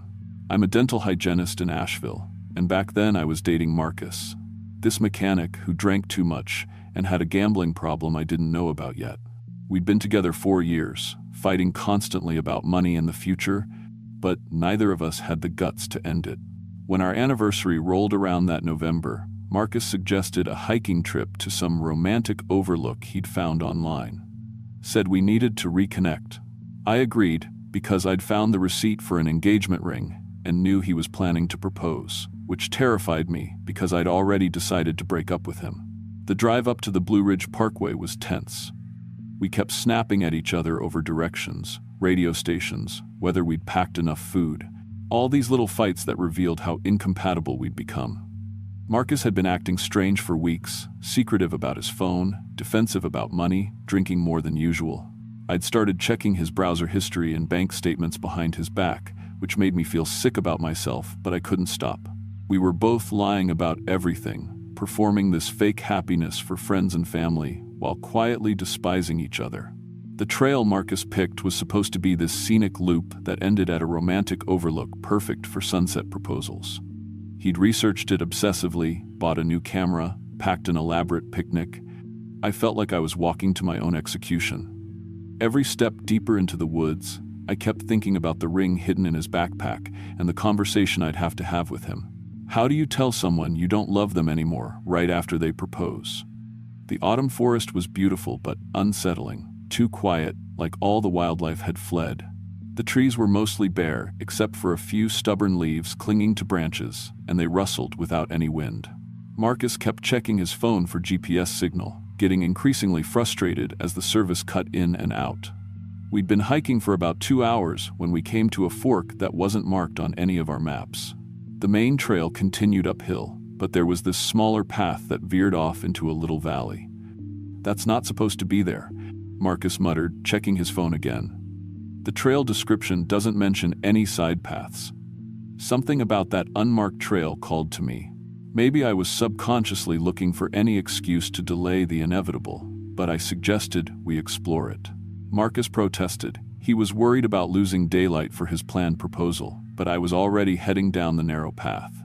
The descent was steep and the trail poorly maintained. Old blazes on trees were faded and hard to follow. As we went deeper into the valley, the temperature dropped at least 10 degrees, and that unnatural silence got worse. No bird calls, no insects, even our footsteps seemed muffled. The trees grew closer together, blocking out most of the afternoon light. "This feels wrong," Marcus said behind me. "We should turn back." But I kept walking. There was something drawing me forward, like a fish on a line. The compulsion got stronger the deeper we went, until I felt like I had no choice but to keep following the path wherever it led. That's when we found Mirror Lake. It sat in a perfect circle at the bottom of the valley, maybe 100 yards across, surrounded by tall pines that grew right to the water's edge. The lake wasn't on any of our maps. A body of water that size should have been marked, should have been a known destination.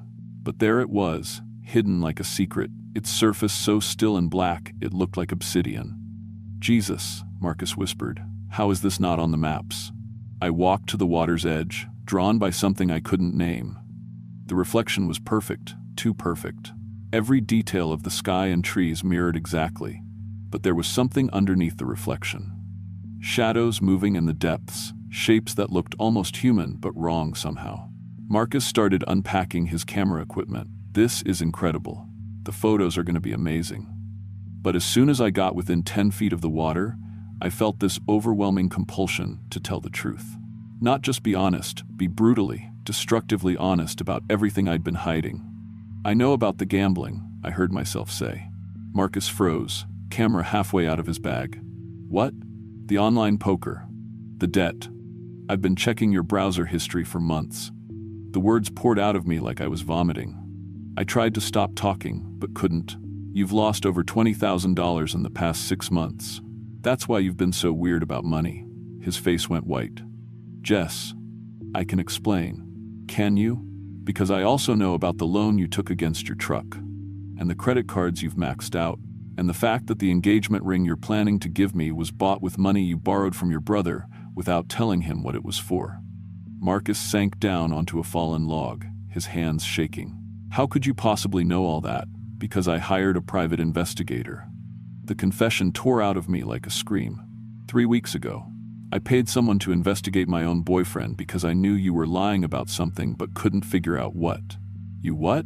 Marcus's voice was barely a whisper. "I know about Sarah too." The color drained completely from his face. "Sarah? The woman from the casino, the one you've been texting, the one you met up with twice when you told me you were working late." I was crying now but couldn't stop the words. "I know you haven't slept with her yet, but you've been thinking about it, planning it." Marcus stood up slowly, and his reflection in the perfectly still water looked different from him. Older, meaner, with hollow, desperate eyes. That's not. I never meant for anything to happen with her. But it was going to, wasn't it, if I hadn't found out?" He nodded miserably. "I think so. Yeah. I think I was going to ruin everything with her because I'm too much of a coward to just end things with you." The honesty was like a drug. Painful but addictive. I couldn't stop myself from revealing more. "I've been sabotaging our relationship for months. Picking fights on purpose. Being cold and distant. Trying to make you break up with me because I was too scared to do it myself." "Why?" Marcus asked. "What are you so afraid of?" I looked at my reflection in the black water and saw something that made my blood freeze. My reflection was smiling, but I wasn't smiling. My reflection looked satisfied, almost hungry, like it was feeding on our confessions. "Because I don't love you anymore," I said, and my reflection's smile got wider. "I haven't loved you for over a year. I've just been going through the motions because I was afraid of being alone." Marcus stared at me, then at his own reflection, which was doing something he wasn't doing. It was laughing. Silent, bitter laughter that didn't match his horrified expression. "The ring," he said slowly. "I bought the ring because I thought if we got engaged, you'd have to stay. Even if you wanted to leave, you'd feel obligated to try and make it work." "That's fucked up, Marcus."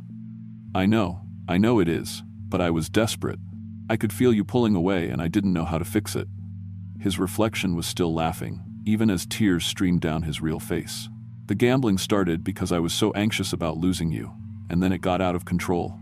And I knew if you found out you'd definitely leave, so I had to hide it, which made everything worse." The lake's surface began to ripple, even though there was no wind. In each ripple, I could see scenes from our relationship, but not the good memories. Only the lies, the manipulation, the gradual erosion of trust. Marcus lying about where he'd been, me going through his phone while he slept, both of us faking orgasms for months because we were too disconnected to enjoy sex. The time he came home drunk and called me a controlling bitch. The morning I realized I actively disliked him, but smiled and made coffee anyway. "It's showing us everything," Marcus whispered. "All the worst parts." But then the scenes in the water changed, showing things that hadn't happened yet. Marcus and me getting married, fighting viciously on our honeymoon. Me getting pregnant and knowing the baby wouldn't save us. Years of escalating cruelty, both of us becoming people we hated. A bitter divorce that destroyed us both financially and emotionally. Our future children traumatized by our toxic relationship. We would have destroyed each other. I said, understanding flooding through me. "Yeah," Marcus agreed, "but that's not the worst part." "What do you mean?" He pointed at the water, where new images were forming. "Look closer." I leaned over the lake's edge and saw scenes I didn't recognize. Marcus hitting me during an argument 3 years in the future. Me hiding bruises at work, both of us drinking heavily, Marcus progressing from gambling to harder addictions. Me having an affair with a patient at the dental office, someone vulnerable I manipulated. Escalating psychological abuse, financial control, systematic destruction of each other's self-worth. "This is who we become," Marcus said. "If we stay together, if we get married, this is our future." But as I stared into the dark water, I realized something worse was happening. The confessions weren't just revealing our relationship problems, they were changing us. Each truth we told made us harder, meaner. The guilt and shame were being eaten away, leaving only the raw selfishness underneath. "I'm glad your mother hates me," I heard myself say, and was horrified by the venom in my voice. "She's a bitter old woman, and I've been hoping she'd die so we could sell her house." Marcus's face twisted with rage. "Well, I'm glad your sister got cancer. I always thought she was prettier than you anyway, and now she looks like a skeleton." We both stopped, appalled by what we'd said. But the lake wasn't done with us. My reflection was no longer just smiling, it was transforming, growing thinner, more angular, with sharp teeth and hollow eyes. Marcus's reflection was doing the same, becoming something predatory and cruel. "What's happening to us?" I whispered. That's when I heard the voice. Not out loud, but inside my head, like someone speaking directly to my brain. It sounded like my own voice, but colder. Hungrier. "Truth is hunger," it said. "Truth is power. Why pretend to be good when you can be honest about what you really are?" I looked at Marcus and saw his reflection climbing out of the water. Not Marcus, something wearing his face, but wrong. Too tall, joints bending the wrong way, fingers ending in claws. "Jess," Marcus said, but his voice sounded strange. Distant. "I can't stop talking. It won't let me stop." "I know," I said, watching my own reflection emerge from the lake. It looked like me, but perfected. Beautiful, in a terrible way, like a predator designed to hunt humans. "I think it wants us to say everything. Every horrible thing we've ever thought about each other. What if we don't want to?" My reflection tilted its head and smiled with too many teeth. "You don't have a choice," it said in my voice. That's when the real confession started. Marcus told me about the time he'd fantasized about pushing me down the stairs when I was nagging him about money. I told him about stealing cash from his wallet to pay for the private investigator. He admitted to putting sugar in my gas tank when I threatened to leave him, last spring. I confessed to telling his boss about his drinking problem, hoping to get him fired. With each revelation, our reflections grew stronger and we grew weaker, more transparent, like we were fading away while they became real. "It's taking us," Marcus said. His voice was barely audible now. "It's replacing us with the worst versions of ourselves." I tried to step away from the water, but my legs wouldn't move. My reflection was controlling me now, puppeting my body while my consciousness watched helplessly from somewhere deep inside my own skull. "I tried to poison you," my reflection said with my mouth. "Last month, when you had food poisoning, that was me. I put bleach in your coffee." "I've been recording you," Marcus's reflection replied. "For months. I have videos of you getting dressed, using the bathroom. I was planning to use them to blackmail you if you tried to leave me." These weren't true confessions, they were lies. But somehow worse than lies. They were truths our reflections wanted to be true. The worst possible versions of ourselves, the people we could become if we fed every dark impulse and abandoned all moral restraint. I felt my humanity slipping away with each word. The love I'd once felt for Marcus, the guilt about wanting to leave him, the sadness about our failed relationship, all of it was being consumed, leaving only cruel satisfaction and predatory hunger. My reflection was almost completely solid now, while I was becoming a ghost. In a few more minutes, it would take over completely. I would still look like Jessica Chen, but inside I'd be something else. Something that fed on emotional pain and psychological destruction. "We have to get away from the water." I managed to whisper with what little control I had left, but our reflections were in control now. They walked us closer to the lake's edge, preparing to push our original selves into the water where we'd drown and they'd take our places permanently. That's when I remembered something my grandmother used to say about mirrors and dark water. About how certain places could trap souls and twist them into hungry ghosts. About how the only way to break free was to reject the reflection entirely, to choose to be someone completely different from what it showed you. With the last of my strength, I forced my body to turn away from the lake. Not just my head, my entire body, so I couldn't see my reflection anymore. The moment I broke eye contact with my reflection, I felt a snap like a rubber band breaking. Suddenly I could move again, think clearly again. The compulsion to confess disappeared. "Marcus," I shouted, "don't look at the water, turn around." He was almost at the water's edge, his reflection reaching out to pull him in. But he heard me and somehow managed to spin around, putting his back to the lake. The screaming started immediately. Not humans screaming, something else, something furious and hungry, and thwarted. Our reflections, trapped in the water, shrieking at being denied their prey. "Run," I gasped, grabbing Marcus's hand. "Run now." We ran. Through the darkening forest, up the steep trail, branches tearing at our clothes and faces. Behind us, the screaming got louder, more desperate. I could hear splashing, like something large thrashing in the water. We didn't stop running until we reached the main trail. Even then, we kept moving fast, putting as much distance as possible between ourselves and that cursed lake. By the time we reached the car, it was full dark, and we were both sobbing with terror and exhaustion. Marcus's hands were shaking so badly he could barely get the key in the ignition. "What the hell was that place?" "I don't know," I said. "But we can never go back. We can never tell anyone about it. The things we said to each other, those weren't us. Not really. That place, it was feeding on our relationship problems, making them worse, turning them into something evil." We drove back to Asheville in silence, both of us processing what had happened. The weird thing was, even though we'd said terrible things to each other by the lake, I didn't feel angry or hurt. Those confessions hadn't been real. They'd been poison, forced out of us by something that fed on human misery. What was real was the underlying truth. Our relationship was broken, had been broken for a long time, and we'd both been too scared to admit it. 3 days later, we had a real conversation. Honest but kind. We talked about what had gone wrong, what we'd learned about ourselves, how we could do better with other people. We ended things mutually, with genuine care for each other's well-being. Marcus got help for his gambling addiction. I stopped trying to control and fix other people's problems. We both entered therapy to work on the patterns that had made us toxic together. I never went hiking alone again, and I made Marcus promise to stay away from remote mountain lakes, especially ones that weren't on any maps. He's married now, to someone who fits his life much better than I ever did. They're happy, as far as I can tell.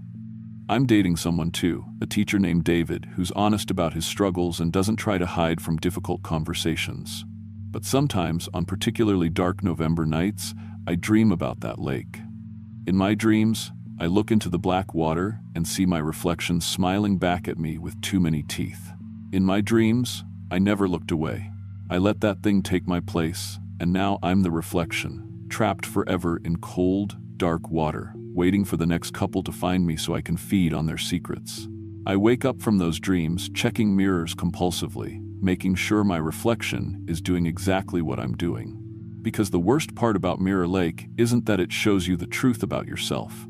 It's that sometimes, late at night when I'm brushing my teeth or washing my face, I catch my reflection moving just a split second after I do. And when that happens, I see it smile with too many teeth before snapping back into perfect synchronization. I think part of me is still there, in that lake.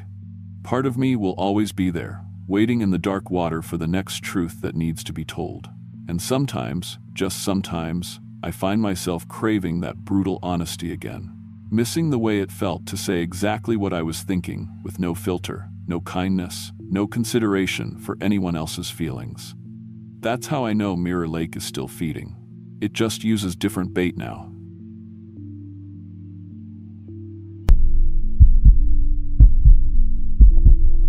I'm 29 years old, and I haven't been able to listen to music the same way since November 2023. I teach middle school band in Charleston, West Virginia, and my girlfriend Jordan works as a sound engineer for a local studio. We'd been together 3 years, and music was everything to us.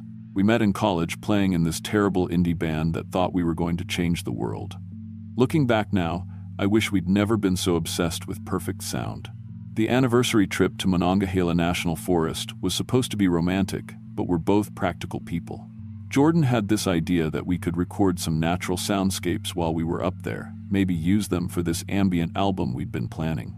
She'd been talking for months about how the acoustics in those mountains were supposed to be incredible, something about the way sound travels through the hollows that you can't replicate in a studio. I was excited about it because teaching middle schoolers all day, you forget what real music sounds like.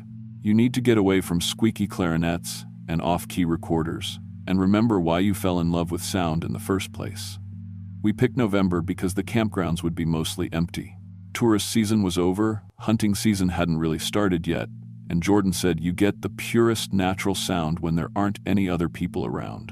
No car engines, no generators humming from RVs, no kids screaming, just the forest being itself. We drove up on a Friday afternoon, found this little spot near Seneca Creek, about 2 miles off the main trail.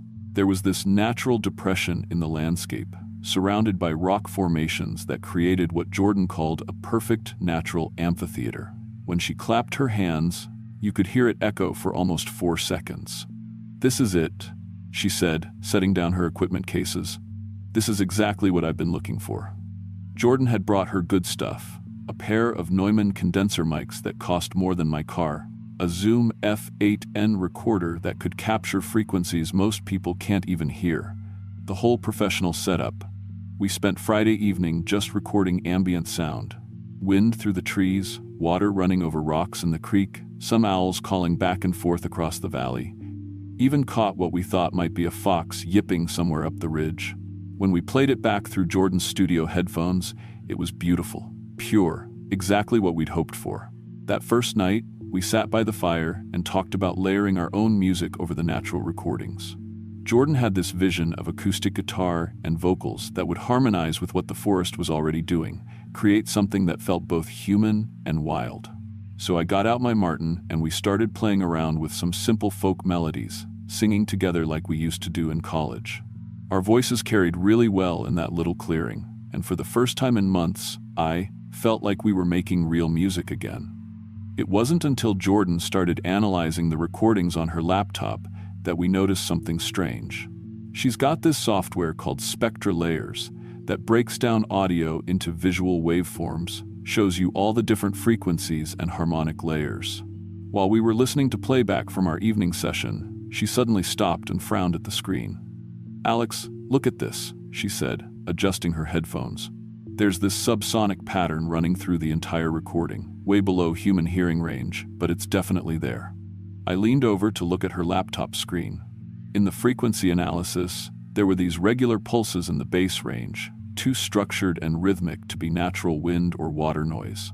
They looked almost mathematical, like someone had programmed a pattern into frequencies so low that only machines could detect them.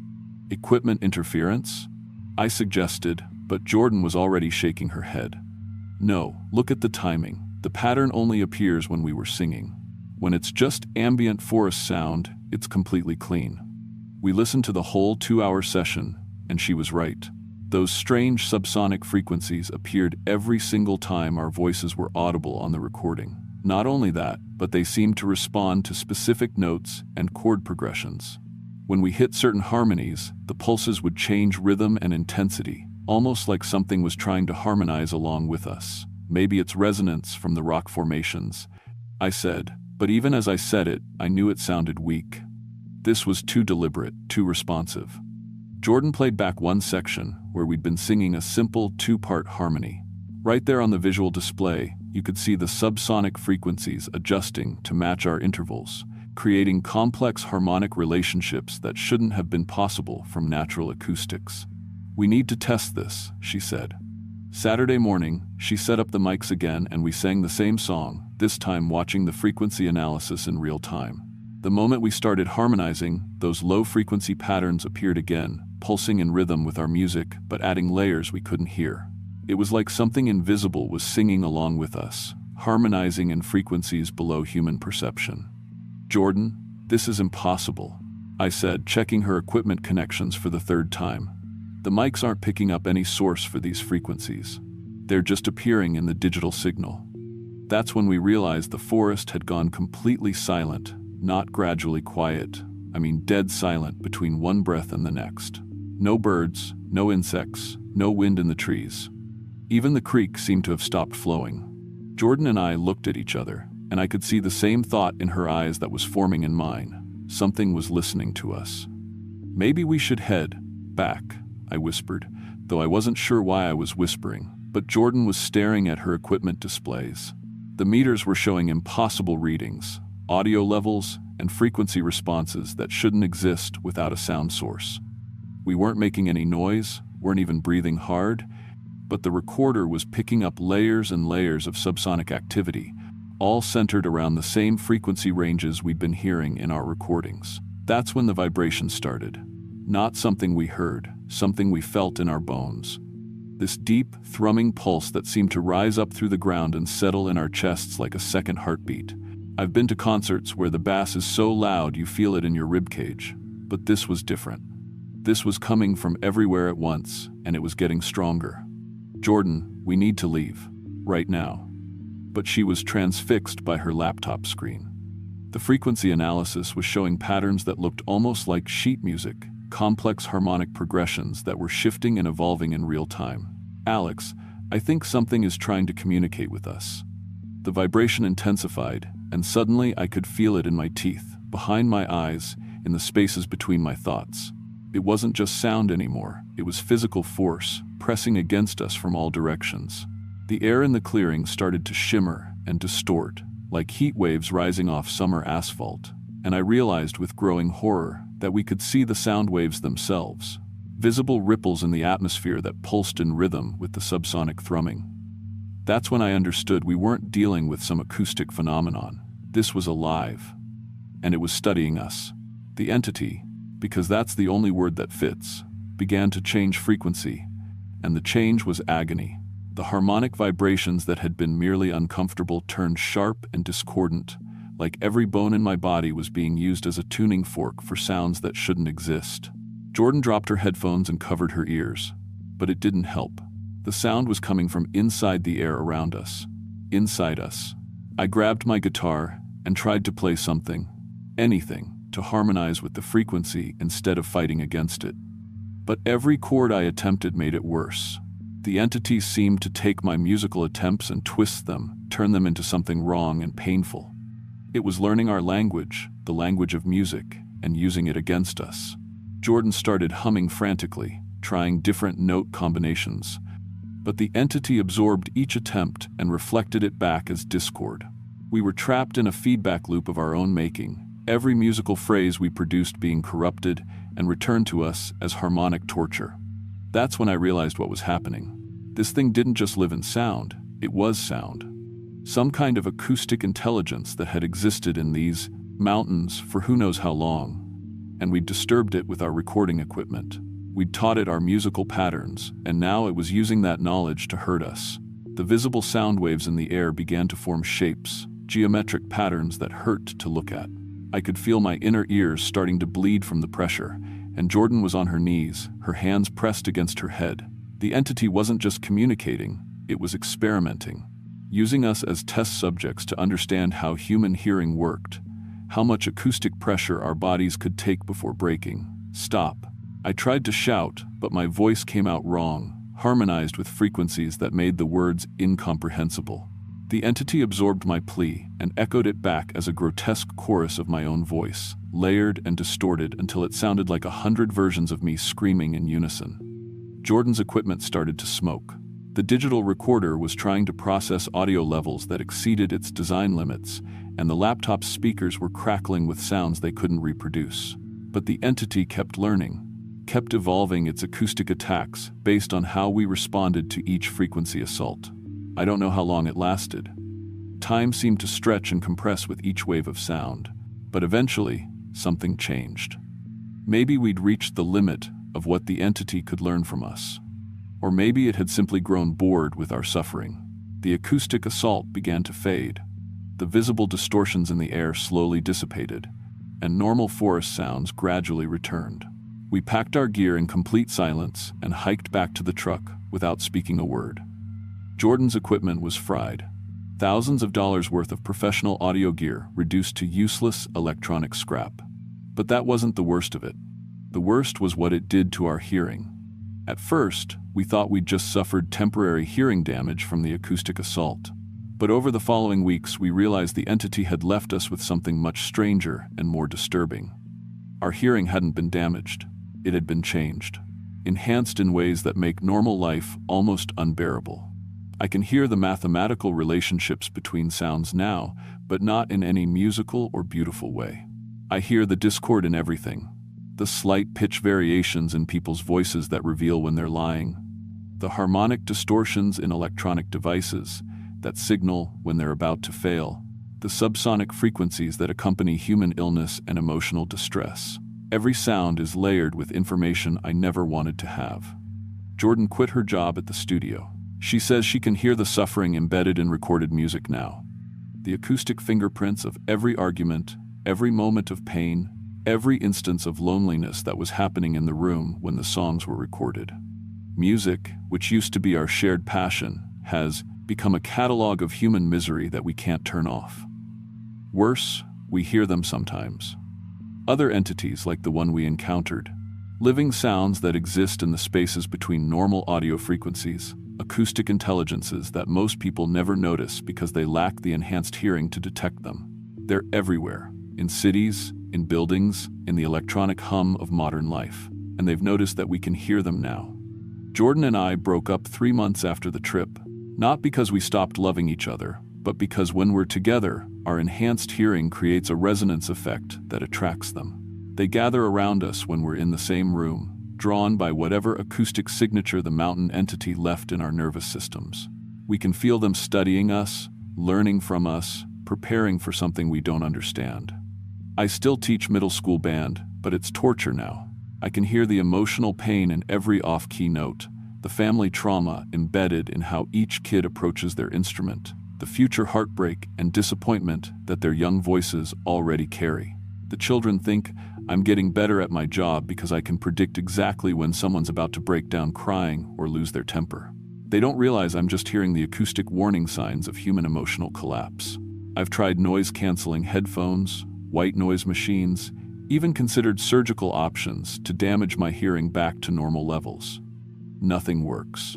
The changes the entity made go deeper than physical ear damage. They're neurological, maybe even something worse than that. Sometimes, late at night, I get calls on my cell phone. When I answer, there's no voice on the other end. Just subsonic patterns that I can now understand are communications from the mountain entity.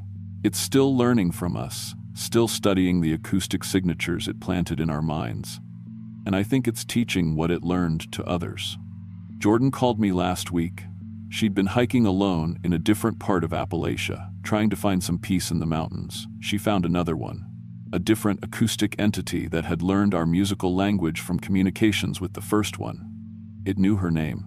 It sang to her in harmonics that were specifically designed to cause psychological pain in humans with enhanced hearing. They're spreading, learning from each other. And we taught them how. I don't hike anymore. I don't camp. I don't go anywhere. There might be natural acoustics that could hide something like what we found. But I'm starting to think it doesn't matter where I go. They're in the cities now too, hiding in the electrical hum and traffic noise and construction sounds. Every day, I hear more of them, and they hear me. The entity in Monongahela didn't want to hurt us initially. It was just curious. But curiosity from something that exists as living sound, that experiences reality, as pure acoustic information, means something very different from human curiosity. We were specimens, test subjects. And the experiments aren't over. I keep Jordan's ruined recording equipment in my closet. Sometimes when I'm feeling particularly masochistic, I'll try to turn it on. The devices are completely dead, but I can still hear what the entity left embedded in their circuits. Subsonic messages that seem to be coordinates, locations where others like it can be found. A growing network of acoustic intelligences that are learning to cooperate, to share information about human weaknesses and how our hearing can be weaponized against us. Last month, I started hearing children's voices in the static between radio stations. Not actual children, acoustic mimicry based on vocal patterns the entities have observed and analyzed. They're practicing human speech, learning to replicate the sounds that mean the most to us, so they can use those sounds to hurt us more effectively. The thing about sound is that you can't unsee it once you understand what it really is. Every noise around you right now, the hum of your devices, the traffic outside, the settling of your building, could be hiding something that's listening, learning, preparing. And if you've ever made music in a place where the acoustics seemed too perfect, where your voice carried just a little too well, there's a chance you've already taught them something they can use against others. I still have Jordan's frequency analysis from that weekend. The visual patterns the entity created, the mathematical progressions it used to communicate. I've never shown them to anyone because I'm afraid of what might happen if another acoustic intelligence saw them. But I look at them sometimes, trying to understand what it was telling us. I think it was saying thank you for the music lessons, for teaching it how human hearing works, how to turn the thing we love most into a weapon against us. And I think it was saying goodbye, because it doesn't need us anymore.